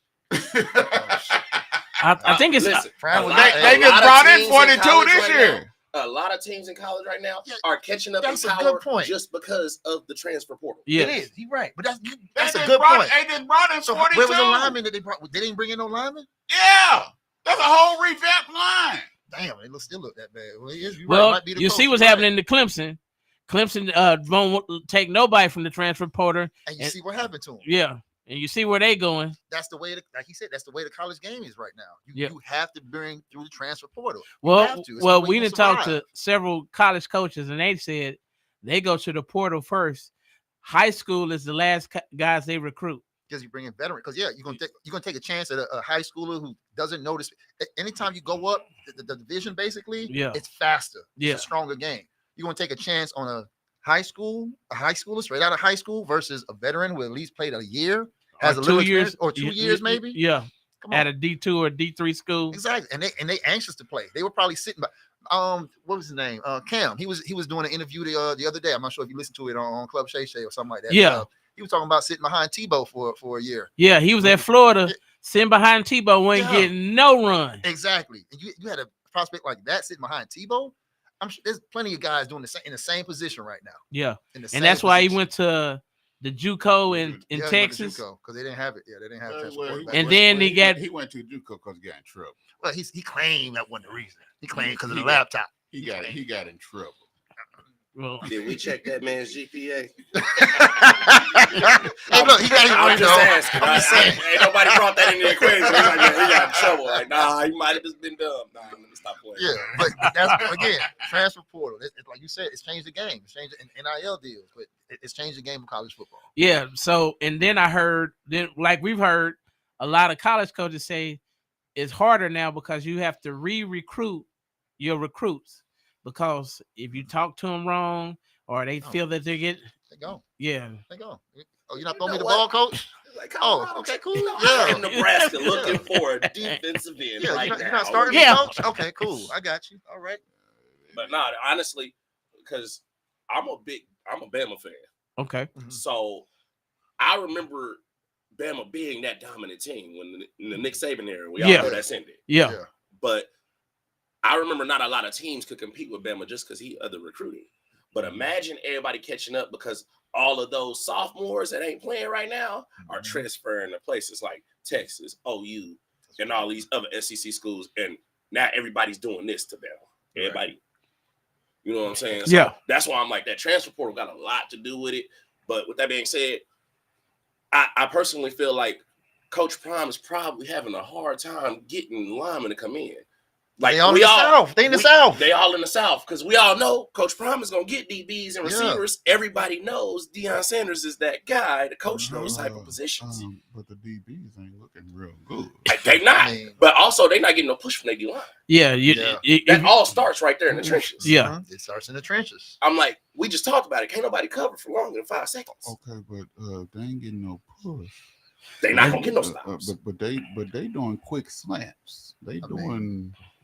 They getting burned going downfield. No, they are. I'm not saying that you're wrong. So it means that the DBs ain't doing their job. I mean, I'm not saying that you're wrong, but the main way to stop a downfield route, it starts at the line. Yeah, don't get me wrong. I do believe that they did. Warren Sapp, he I'll be watching this video. He say wild dogs hunt. Well, your wild dogs, they must been puppies. They getting fed. They getting fed before they going hunting. So they already full. So they done hunting is good. Cause them dogs ain't hunting real good. Well, I know Josh very well, and we talked to him. Josh said that the hardest practices he's ever had was at Alabama. He Mm. said because everybody there is 5 or 4 Yeah. star recruit. Yep. He said if you have a bad practice, Competitive environment. Yeah. you might not play. Hey, but hey, And I was like, I said, so what kind of pressure is that? He said, bro, you got to be on your A game every day.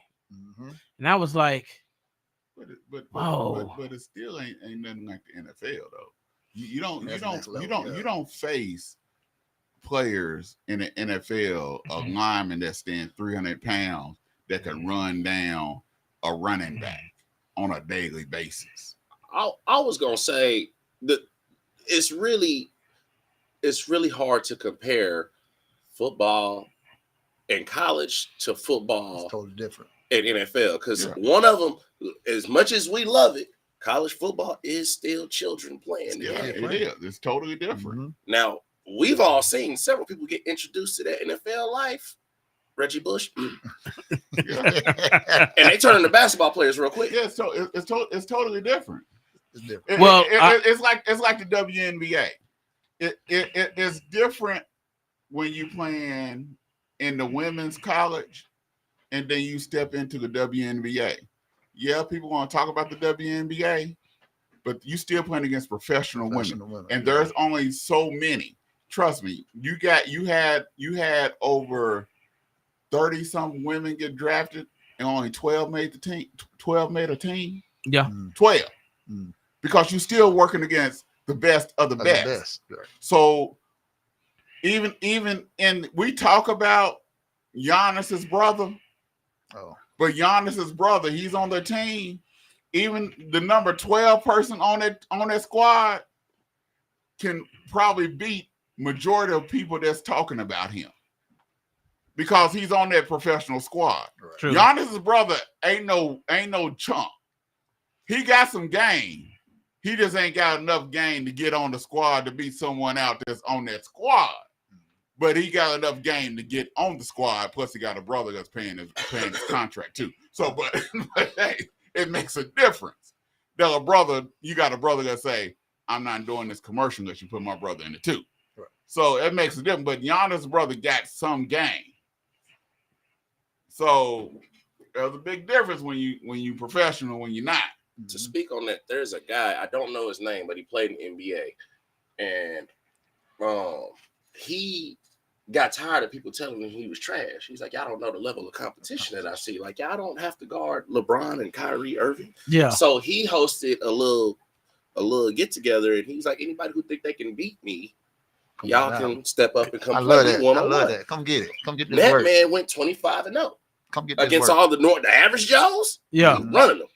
Like, oh, now y'all realize he's 6'6", 210 pounds, and dunking on everybody. Y'all don't remember that show, Average Joe? Average Joe. Remember that show? Yeah. When people thought they could play. No, these professionals. This is their craft. Yeah. This is something they work on every day. This is their craft. No, you can't. No. Now, when we tell you he's a scrub, he might be a scrub for that team. Yeah. He might be a scrub for that team. Yeah, but he ain't no scrub when he come in the real world and play on the court. But when he playing against that team, he might be a scrub, ain't no good. But he might on that level of competition. Yeah, that level of competition. That level. So that's why he was saying you can't put the same level NFL and college. You can't compare the two. It's just night and day difference. Yeah. Even like you can hear in some of Derrick Henry's interviews, he's like, man, college almost seemed like it was easy at a certain point. He got to the NFL, and it's like there's people his size hitting him. Yeah. It's a difference. Well, I heard that he still holds the Florida high school rushing record. Yeah, they hit him the ball 470 something times in high school. He's supposed to have that record. Yeah. I was like, his coach should be locked up. Hey, we just talking a bit NFL before we get off here. Let's talk a bit about NFL last week. It was week 1. We had so many good games, upsets. I don't know what the Ravens are doing. We're going to talk a little bit about the Ravens. They did some stupid stuff that don't make no kind of sense. If they didn't learn from the playoff game, if they just run the ball, they will beat the Chiefs, and they still don't learn. You get Derrick Henry, you run the ball 13 times. That's it. Your quarterback run the ball more than Derrick Henry. Your quarterback throw the ball 41 times. There's no reason Lamar Jackson should be throwing the ball 41 times in this lifetime, last lifetime, future lifetimes. There's no reason this man should be throwing the ball 41 times, and you got Derrick Henry in the backfield, and he run the ball 13 times. That man should run the ball 22, 25 times every game. That's the whole reason you got him. He gets stronger as the game go, and you don't run this man. What is wrong with the Baltimore Ravens coach? I don't get it. It don't make no sense, but they don't have no receivers at Baltimore either. All they got is a tight end. They got a tight end. That's all they got is likely. They need some receivers. They need a receiver. They need a number one receiver at the Baltimore Ravens. All they have is Flowers. Flowers is 5'2". Hey, Steve Smith, man. They need a bona fide. They need a bona fide. To me, they need a bona fide number one receiver. I don't think Likely is a bona fide. He's a tight end, but they need to run the ball. Baltimore is predicated on running the ball, and your quarterback should not have more rushes than your running back. So, can I ask everybody, how do y'all really feel about Derrick Henry? He should run the ball 25 times. 25. I have a whole different. I'm gonna say this. Come on with your come on. LJ played his behind off. LJ does not like to lose. Mm-hmm. He was trying to win that game. Anybody said he wasn't trying to win the game? You didn't hear that come out of my mouth, did you? I'm just saying. Did you hear me say he wasn't trying to win the game? No, but you was like, he threw 41 times. Right, this doesn't win in his lifetime. That's the coach's fault. That's the coach's fault. And I said, there's no way he should be throwing the ball 41 times. The coaches made him did some stupid stuff. He should not be throwing the ball 41 times. He should not be rushing the ball more than Derrick Henry. You should not. He's going to get enough punishment on his body because the offensive line is not good in pass protection. He's going to have to run the ball enough. So why should you schedule a lot of playing running? That's the whole purpose of why you went and got Derrick Henry. You also got Justice Hill. Let them take that running punishment, not your quarterback. He should throw the ball 25, no more than 30 times. Use ball control. You got a defense. Run Derrick Henry. The more Derrick Henry run, the stronger he get. Got this 235, 250-pound running back, put pressure on them. Let him run the ball, control the clock. What did San Francisco do last night? They controlled the clock by running the ball. But we're talking about two different backs. That is what Baltimore is predicating on, is running the ball. No. They want to run spread. Derrick Henry is a downhill I formation running back. He's not going to do good when you in shotgun because they can't run the RPOs with Derrick Henry in the game because he doesn't run the football like that. Then you should never want to pick him up. Well, I'm just saying, it's a schematic. Derrick Henry wants to be 9 years like Adrian Peterson. He wants to be able to have. You should have never went and picked up Derrick Henry and brought him onto your team. Run the man. Run the man and stop putting the pressure on LJ, and you're gonna end up play action pass. They will not win the Super Bowl. But that's not what LJ does. LJ has never been a. Hey, you brought in the man, like he said. You brought him in. You have to change. The coaches got to adjust. That's what I'm saying. But the central coach, he said you got to adjust. But I'm just telling you, the format that the Ravens use. And have they won it yet? Though the format they've been using, have they won? How far has that gotten? They got them all the way to the AFC Championship. Last year they was putting before they running backs got hurt. They were putting LJ underneath the center, and they was running the ball at a pro form. That's not what Derrick Henry does. I was gonna say a serious question. When is the last time y'all seen Derrick Henry have success running between the tackles? That's what he do. No, it's not. He run between tackles. No, it's all off tackle. It's all off tackle. When he breaks his big yardage, it's off he's tackle. making it outside that tackle box. Yeah, he run off tackle and he is looking for who? For safety. He's looking for DBs. Period. Derrick Henry does not have a whole lot of success running between tackles. No. But I will say, if they do run that ball, because you got a good 1-2 punch. Actually, you got a good 3 punch between Lamar being a running back himself. Yeah. Justice Hill, who is a absolute monster. Derrick Henry, I'm not saying is weak. I am saying when you put Derrick Henry up against a lot of these linebackers, and I don't find Willie Gay to be a good linebacker, in my personal opinion. I think he's very average. I don't think Derrick Henry breaks a lot of those tackles. I do think you get him outside that tackle box, you start faking that and then having Lamar go inside the tackles, that works out just fine. But I don't think us just giving the ball to Derrick Henry running downhill. But what I'm saying is you cannot just give this man the ball 13 times. I agree with that. You gotta give this man the ball 20. You don't take away the carries from him and give them to Lamar. Don't put that pressure on him. That's the whole purpose of you giving him. You got two good running backs in Justice Hill and Derrick Henry. Use your running back. Don't put that pressure on Lamar, and then you got him throwing the ball 41 times. Lamar is not that type of quarterback. 100%.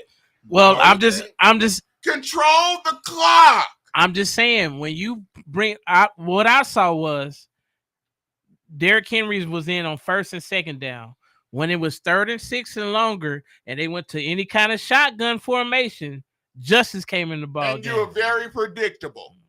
We know you're very predictable. So I just don't want to understand. It's the offensive coordinator. Right. They need to find some way to have LJ in a comfort zone with Derrick Henry. I think they need to go to the pistol. Now, also on another point, if you really pay attention to that game, Lamar Jackson wasn't breaking on design runs. They running that spread offense, like you said. And once they get to running their routes and everybody clear out, the middle of the field with a linebacker spy, Lamar gonna win that. Yeah. So I don't believe that them running the ball was effective, but I do think if they hand the ball off to Derrick Henry in places where he can win, I also believe Justice Hill is a good downhill running back. They should have handed that ball off a lot more. But when we talking about just if we running inside zones with Derrick Henry all day, y'all not doing nothing. That's not going nowhere. You run him off tackle. You run him off tackle, get him out there with them DBs and let him pick on stuff. You run him inside, you run him off tackle. You cannot just run him off, but you keep. To me, I think the best thing would be running Derrick Henry encounters where they pulling guards, pulling tackles. That's where I think he would be. But I don't think the offensive line is knowledgeable enough to pull those kind of plays off. In the NFL, I'm just saying you don't make it to the league and not know how to pull. But the whole key thing is what I'm saying is you got to run the ball. That's the whole key, and that's the offensive coordinator. Yeah, it's the same thing they did in the playoffs last year, and with the weapons that the Kansas City Chiefs did not play a good game, and they're going to get better. And they getting more speed when Hollywood Brown come back. You got to understand. That was the game that should have got them. That was a crap game. You got to understand. They're going to get better, and they didn't even show the whole arsenal that they have. They're going to get better and better and better, and they're going to be hard to deal with if they don't get no more injuries. They're going to be hard to deal with. So wait. They say Miami is a track team. No, Kansas City Chiefs. They're attracting everybody that they got run a 4-3 or better. Okay, so who right now in the AFC, who do you think is going to challenge the Chiefs right now? Before, everyone used to say it was the Ravens at one point. They just lost to them. Yeah, exactly. We thought it was going to be the Ravens, but now that we see that ain't going to work, Buffalo, maybe, Miami. Buffalo just gave up all they went. To be truthful, right now, if I was to choose somebody right now, there's really nobody really that can really challenge the Chiefs if they're healthy.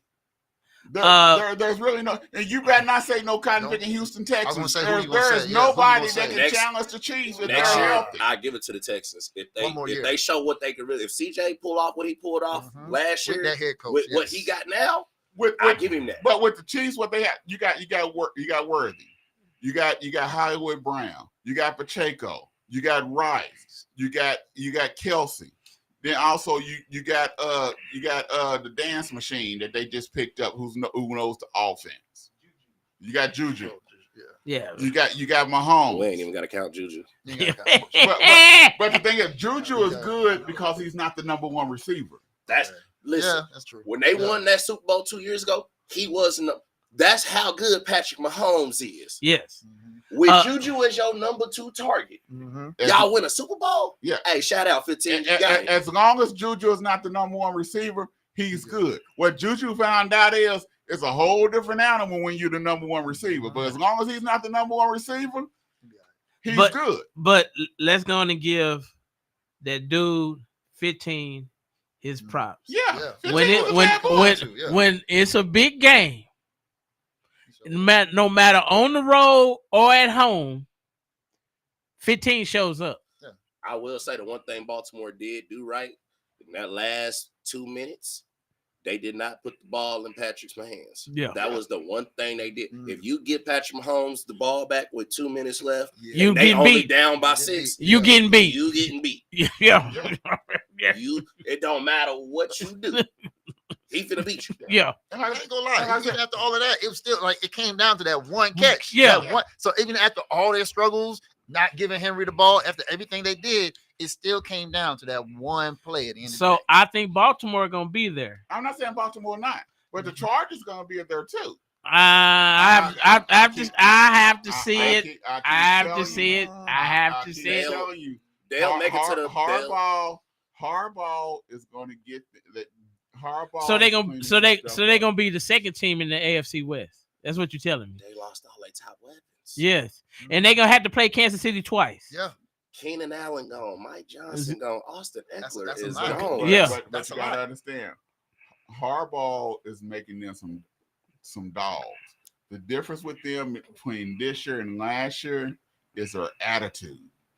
They need one more year though. They have a whole different attitude with what they have. Basically, that's what you're they did in saying Detroit. Same thing they did with Detroit. So basically, what you're saying is Harbaugh is taking them from being what used to be a technical team to turn them into a gritty team. Yeah. Which basically is his only option because, like I just said, y'all done got rid of 2 of the best receivers in the league and one of the best. But things that Herbert used to do some stupid stuff, Harbaugh ain't gonna have him do some stupid stuff. Right. And then that defense, they got a defense, right? But they gotta play Kansas City twice. But what you have to play Kansas City twice. But what I'm saying, they got a defense that is gritty. They have a defense. They've always had a defense. Their defense just made stupid mistakes. But they're in the same division as them Kansas City Chiefs. They have to play them twice. Well, we said who can challenge them. I didn't say they can beat them. I said they will give them a challenge. So one thing, okay, so Cincinnati they do. You got Justin Bieber. You got the quarterback want to be Justin Bieber. The real Slim Shady. Yeah. And then you got Higgins hurt, and you got Chase. They won't pay him. Yeah, Chase want his money. He want his money. So here's like my analysis on it. If you want to beat the Chiefs, right now is definitely the time to do it since they don't have Ladarius Sneed on the back end no more. They're leaning a lot on Trent McDuffie, and I think a lot of McDuffie's success came from Sneed. And also, they got a monster on the line in Chris Jones. Yeah. I think they need one more person on that line. They get one more person on that line, they can be a problem, which we're not going to worry about that right now. But I really feel like if you really want to beat the Chiefs, if you can find a way to get away from Chris Jones and throw the ball, I don't think all of those DBs can cover. I think McDuffie played he played good, but it was a little iffy. Like in that game. Well, they're counting on that rookie. They're counting on the rookie, but remind you, he's a rookie. And we already know how that goes when you go to the NFL. You're either going to show up or you're not. But if he start improving, Now it is just week 1. I'm not saying it is gonna happen. It's gonna happen. But if I had to pick somebody that was gonna challenge them, which in the AFC right now, it don't look like it's a whole lot of people that can do it. But if they can throw the ball well, if they can scheme up something, because Harbaugh is a good coach, but he's not gonna outcoach Andy Reid. No, never. No. You know what I'm saying? Andy Reid is gonna scheme him over. Yeah. Who your team? I'm trying to hear the other team you talking about. Who else is going? That's what I'm saying. Like, that's what I'm saying. I don't know which team can do it in the AFC right now because it ain't like it's a whole bunch of strong passing games in the AFC.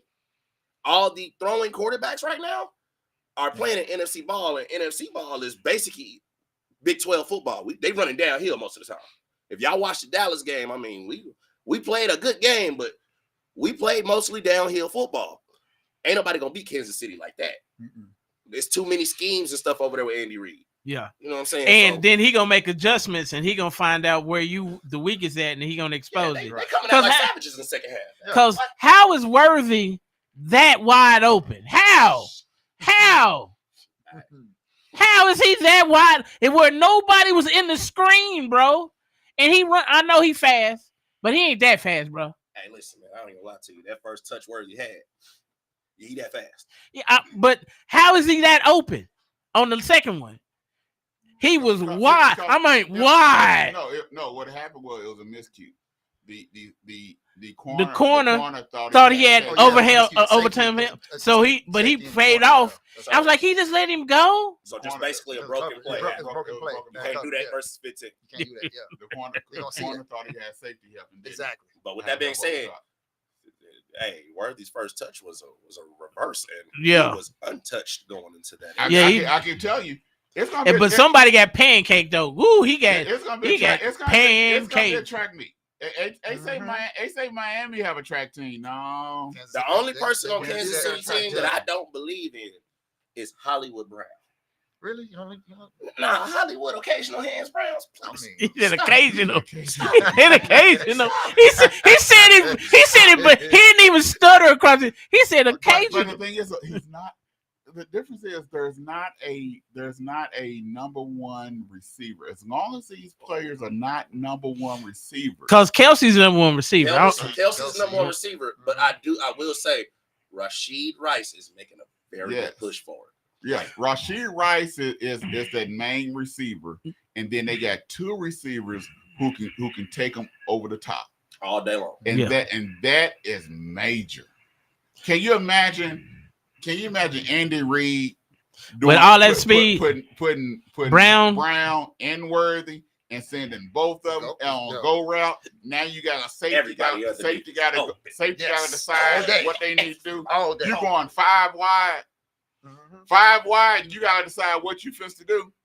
And you trying to double Kelsey? Yeah. Because he got to get a double. Yeah, you got to double him. You got to double him. Somebody gonna be open. Yeah. You know, that's technically, in my personal opinion, that is a myth.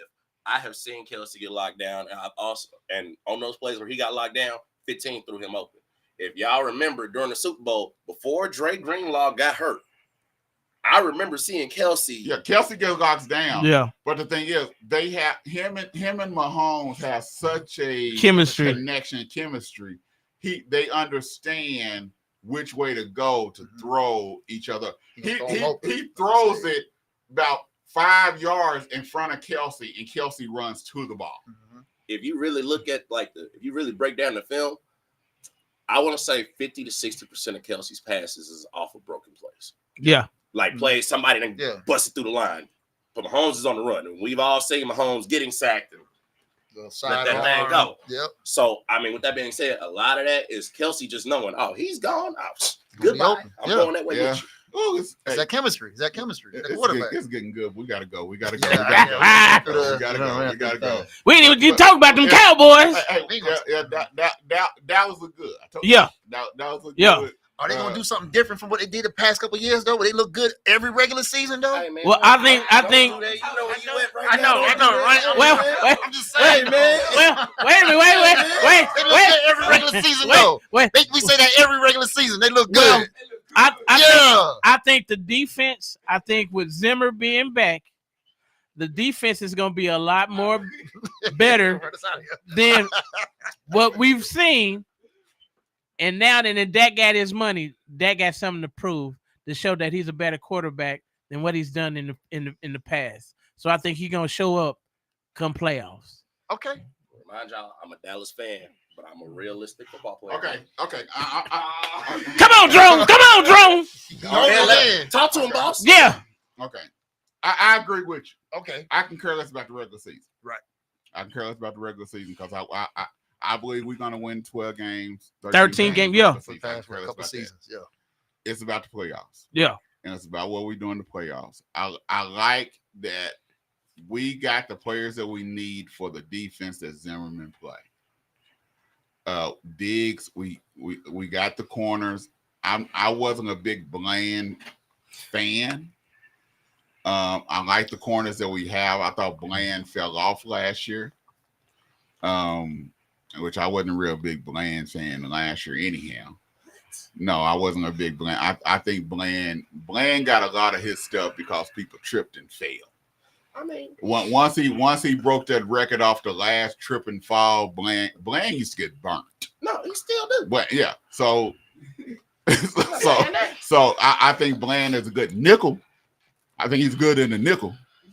But as far as a cover corner, no. Okay. But I think Parson is a good rush. I hate that they keep dropping Parson in pass defense. Let that joker keep going forward and rushing the quarterback. Just keep moving them on different sides. I like it. I will love it if they put him and D-Law on the same side. See if someone can handle. I'm not saying every play, but sometimes put him and D-Law on the same side. Let's see if someone can handle both of them on the same side. Because that's what sometimes, like the Giants, sometimes you see the Giants they used to put Banks and Taylor on the same side. Mm-hmm. And it used to be crazy because they couldn't handle both Banks and Taylor at the same time. Right. Let's see that sometime. But I do believe that Zeke looked good. I think Dow is the feature back. I think Dow should be our feature back, not Zeke.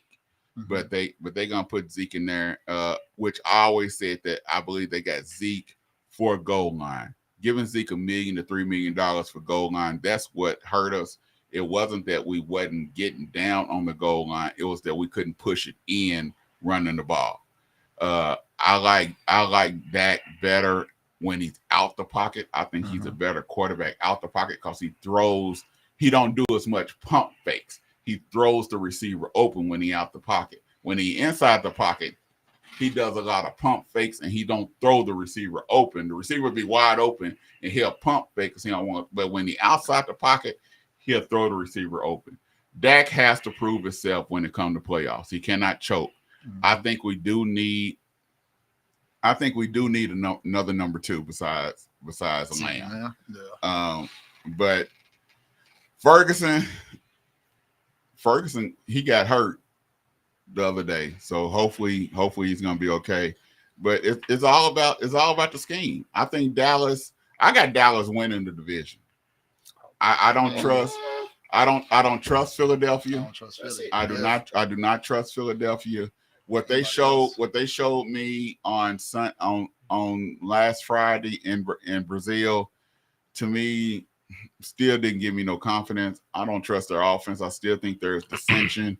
Jalen Hurts still threw 2-3 interceptions. He's still fluky. They got a running back, boy. They finally got a back. They got a running back, boy. So you don't think Saquon makes a difference? No. That's three touchdowns a game. No. What you I saw it was a Saquon show. No. This is Saquon will be hurt in 3 games. Saquon so happy. Not with that line. Not with that line. That line ain't that good. Their line is better than most. That line ain't that good. Their line is better than most. But I don't trust their offense. I think there's still dissension in their offense. I do think Jalen Hurts look iffy, but I said, I think there's but still dissension. He didn't put more on his plate now because Kelsey was doing a lot of the line adjustments. Now he's having to make all of those adjustments. Well, with that being said, that new center they got is supposed to be that guy. I didn't see nothing impressive about it. But what I did see impressive is number 26. Yeah, that man was. Yeah, no, I'm not saying Saquon is weak, and I think he was on the Giants, which Giants is suck anyhow. Well, he was 70% of their offense. Well, he was 99.9% 9% of their offense. Okay. But every time Dallas lose a game, we go see the G-men to get ourselves back up. That's how we go see the G-men. But I think I'm honest with Dallas. If Dallas suck, I'm gonna tell you they suck. And to me, it's all about the playoffs. It's not about the regular season. But we do what we do in the regular season. It's about the playoffs. But we made Cleveland's defense was supposed to be all world. We made them look lackluster. But I told people Cleveland's defense, their secondary is not that good. No, they front seven is. But what we did, we moved away from Myles Garrett. Moved away from Myles Garrett. Yeah. If you can get away from Myles Garrett, is their whole defense. If you can get away from Myles Garrett, you got their defense. I don't know why they didn't do that against Michael Parsons. I don't know why. Well, I mean, we got D-Law on the other side. Yeah. It's not like it's a better choice on that. Yeah. If Dallas can do it, y'all can at least but if D-Law can play, it's different. And so I think Dallas is going to be better. We got what we needed. We got a bona fide linebacker, which Kendricks was in Zimmerman's defense in Minnesota. Yeah, so he knows all the calls. We never really had a bona fide linebackers at those spots. And so I think we have a better opportunity to stop the run game. Our run defense was horrible. Was worse than Colorado. It was non-existent. Still taking shots at Colorado. Yeah, hey. it was non-existent. I personally don't call the show. We don't need that. I just listen. The run defense, I feel like a lot of that is on Zimmer, just simply because we blitz a lot. We're blitzing defense, and if you blitz the wrong gap or if you blitz the right gap, it's gonna be something open somewhere. If everybody coming forward and he make one person miss, yeah. You know but it's kind of hard when you got Parsons lining up all over, and you don't know when he's coming, and because he was taking it when he got on that tackle. Oh man, he just misused it. He was running around him, going through him. Sometimes he bull rushed him, sometimes he was spin, sometimes he was swimming, and the tackle was just frustrated. He didn't know where he was going, and DeShawn took all the brunt from it. There's only a handful of guys that at the line you got to make sure you can account for them. Yeah, and number 11, he's one of them. Yeah, I say Watt is another one. Yeah, you got to know where 90's at. Yeah, just certain ones. And so Parsons he's just a different animal. He just So well, like I said, it's gonna be interesting. Dallas next 4. So I try to be an analyst and not a fan on here. But Dallas next 5 games is gonna be interesting. Dallas should beat the Saints this week. Yeah. That shouldn't be an issue. But then they got the Ravens. Giants shouldn't be an issue. But then they got the Steelers because you got to deal with Watts and their defense. Yeah, don't they play? They play all of the AFC North this year. You got the Lions. Then you got the 49ers. Then you got the Falcons. Then you got the Eagles. Then you got the Texans. So their next 5 to 6 games, we're gonna see just where Dallas really stand. What 3-2? You call it 3-2? Detroit. Now that's iffy. It's 3-1 and a pop. I say it should be the Saints. Yeah. Should be the Giants. Yeah. They should be Pittsburgh. They should be Pittsburgh. They should be. That's 3. What about the Ravens? Nah, no. I don't think that's Ravens. You said Detroit. Well, right? Depends on how the Ravens come out. Because the defense eventually Dallas is gonna score, but I feel like our defense will stop them more so than they'll stop us. Yeah, I do feel like with Lamar, like you said, Flowers is their best target, and we're not too scared of likely. We got something for that. Okay. As long as Derrick Henry is running between those tackles, we probably gonna stop the run. I think Dallas can beat the Ravens. Their defense is more suspect than Dallas defense. Okay, fair enough. And it's in Dallas. Okay, what are they gonna do if they go to a pass situation and LJ finds gaps? Because he'll jump out a window real quick. Like I said, the Ravens, Lions, and 49ers are the 3 that's I think we can beat the 49ers. That's the one game I'm just like, that's my prediction was if Dallas goes to the playoffs and if they do happen to make it any further than the first round, show is over when they see San Fran. Everybody going through San Fran right now. Yeah, you got that's the team in the NFC. That's the team. Yeah, that's the team. That gauntlet right there is going to really test and see where the Cowboys. Yeah, after that the schedule softens up. Yeah. But that gauntlet, this next 6-7 game gauntlet is really. Who they played before the 49ers? Who they played before? Detroit. Right before the 49ers, they have Detroit. Is that at home or away? That's at home. And then 49ers is away? Yes. I personally don't care where Detroit play. They're going to be mean wherever. Yeah, like, Detroit. Yeah. Detroit is going to test Dallas's grit, and the Niners is going to test if y'all can actually play this game. Yeah. Because one thing Niners do, the boys block over there. Yeah. Certain teams travel well. Detroit, San Fran, they travel well, man. They gonna play. They gonna play. They gonna show up wherever Detroit they are. show up to anybody's stadium like we they don't gonna show up. care. Yeah, they gonna show up. They get gritty. But those are the teams I think we need to play our best ball. You gotta when you them the teams you need to beat.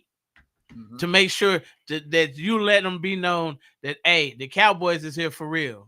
Yeah, like I said, that gauntlet is Dallas has to come out that gauntlet, and so they play the Eagles twice at the end. I think they have to be for at least 2 of those 4 teams. Yes, out of the Lions, Ravens, San Fran, and Eagles. They got to be at least 2 of those 4 teams. Yes. Yes. The best 2 shots is honestly we're gonna play a good game against the Eagles because that's a rivalry. Yeah. That's always gonna be, in my opinion, that's always gonna go 1-1. Yeah, probably the Ravens, probably the best bet. Those Detroit is. You think so? I do think that, yeah. I don't know about that one, bro. Yeah. I personally think that Detroit is gonna be an easy matchup because I don't think that Detroit plays very good football. I think that they're just gritty. It's hard to play against a team that you scared they gonna hurt a couple of us. Yeah, Detroit just they are more like that city. Yeah, they're the lunch pail, hard hat, gritty team. And when he say we're gonna bite you at the kneecaps, that's what type of team he has. That hard nosed fight team, and we gritty.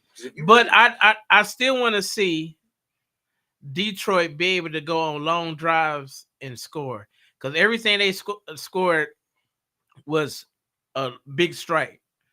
Jameis Williams beating somebody, it was always because he's fast.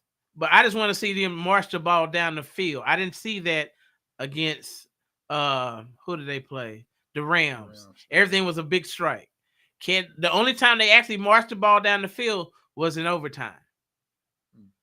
Can they do that against the Cowboys? Can they do that against Green Bay? Can they do that against those teams when it's crucial? They can do it against the Rams, but can they do that against the better defenses in the NFC? That's what I want to see because I didn't see that in Detroit. I will say, yeah, they did do that in overtime, but if you paid attention to that drive, they didn't throw the ball not one time during that drive. Twice. They threw it twice? Yeah, they threw it twice. Last time I checked, I was like, but they did run the ball. They got in that end zone.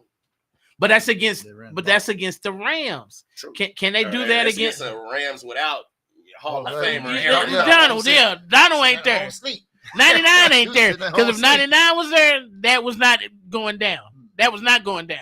No, but the crazy thing though, that was against a depleted Rams team. Yeah, that's what he was saying. That's the crazy thing. That was against they 2 starting corners was out. Right. They offensive line was out. Yeah. A Puka, whatever his name. He was out. Yeah, he was hurt. So y'all gonna get his name right eventually. Yeah, that boy's a beast. So those were they had starters that was out of the game, and Detroit barely beat them. That's what I'm saying. And they were healthy. So what are they gonna do? Can Detroit do that against the Cowboys? I don't think so. It's gonna have to be a big strike. I see it this way too. Even though Dallas might get that game against Detroit, I'll give them that. They might get that game right. The next game, 49ers. Yeah. I think they're gonna be beat up for that game. Detroit gonna bring it to them. They might win that game, but Detroit gonna bring it to them, and they're gonna feel it the next game. It's gonna be interesting. Well, I just hope they get 6 to 7 days rest. As long as they don't have to play them like Thursday and they go from Sunday to primetime Monday. Go ahead and line it up. Yeah. Well, it's like this. We gotta get up out of here. Yeah, but one thing, 4 more games. Devontae Adams been New York. 3-4 more games. Devontae Adams been New York. Because Raiders since we got 3-4 more games. Devontae Adams been New York. Because the Jets need another receiver. Yes, but I think they need a sign Reddick. He wants to get his contract. You think so? You think this showing against the 49ers is gonna make that happen? He wants to get his contract because their defense need him. Yes. Because what I saw and Devontae Adams since being New York in 3 or 4 more games. That's better be a problem with him and Garrett Wilson on the same. Yeah, because yeah. He was got to LA. He was got to lead the Raiders. Crazy too. Shout out to my little bro. He's on the Raiders now. He just Ramel Keaton. He went from Tennessee, graduated from Tennessee. He was with the Raiders. My little bro. He probably ready to get up out of there. Yeah. So what do you think about Arizona? Cardinals? Yeah. Kyle Murray can't see. He's 5'2". Yeah, he's short. Because the only thing he missed was Harrison being wide open. Mm-hmm. Hey man, he rolled out. Wasn't nobody in front of him. And he missed him. And he couldn't see him. They on turf. You got to give it to him though. They look different though with him back though. They do look different with him back. Yeah, they look like they could win some games. Yeah, but he missed a wide open 6'4" Marvin Harris Jr. Hey, Lamar missed somebody for a dub. It happens. I get it. I'm not a Kyler Murray fan. I don't want nobody to think that. But hey, I get it. Dude, 5'2", he can't see everything. You know, they look like they got some life in them though. They look like they finally got some life in them. They do look good better. But Marvin Harris got to have more than one catch. That is true. He can't have just one catch. This is your star rookie receiver. He cannot have just one catch.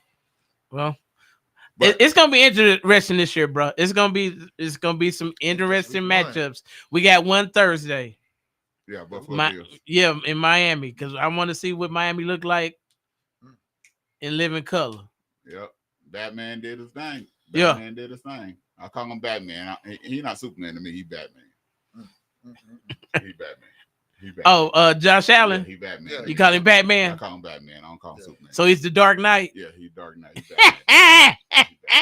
He's another one that might not make the whole season. He might not finish that whole season. The way he playing, he might not make the whole season. Flip and dip him real quick. Yeah, he's another one. Hey, we got to go to bed. I can't start no more conversation. We got when my wife started calling me, hey, boy, you stand up there all night? Hey, bro. We gotta get these dudes back on here, bro. Oh yeah, call us anytime, man. We love to talk sports. Man. Yeah. Me? Oh, I like y'all.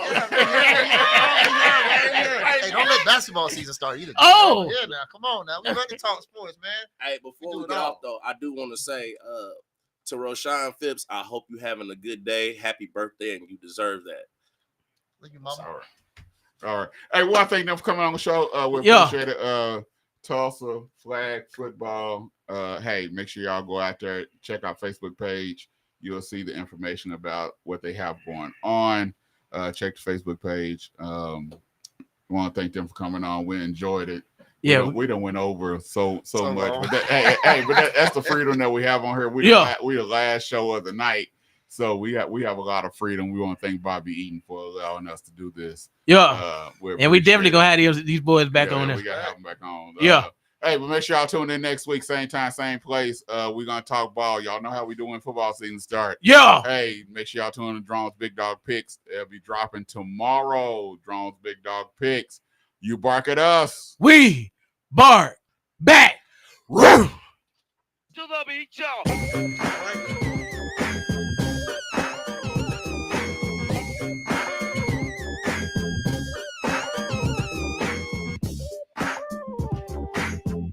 This is KBOB 89.9 FM, Tulsa, and now streaming 24/7.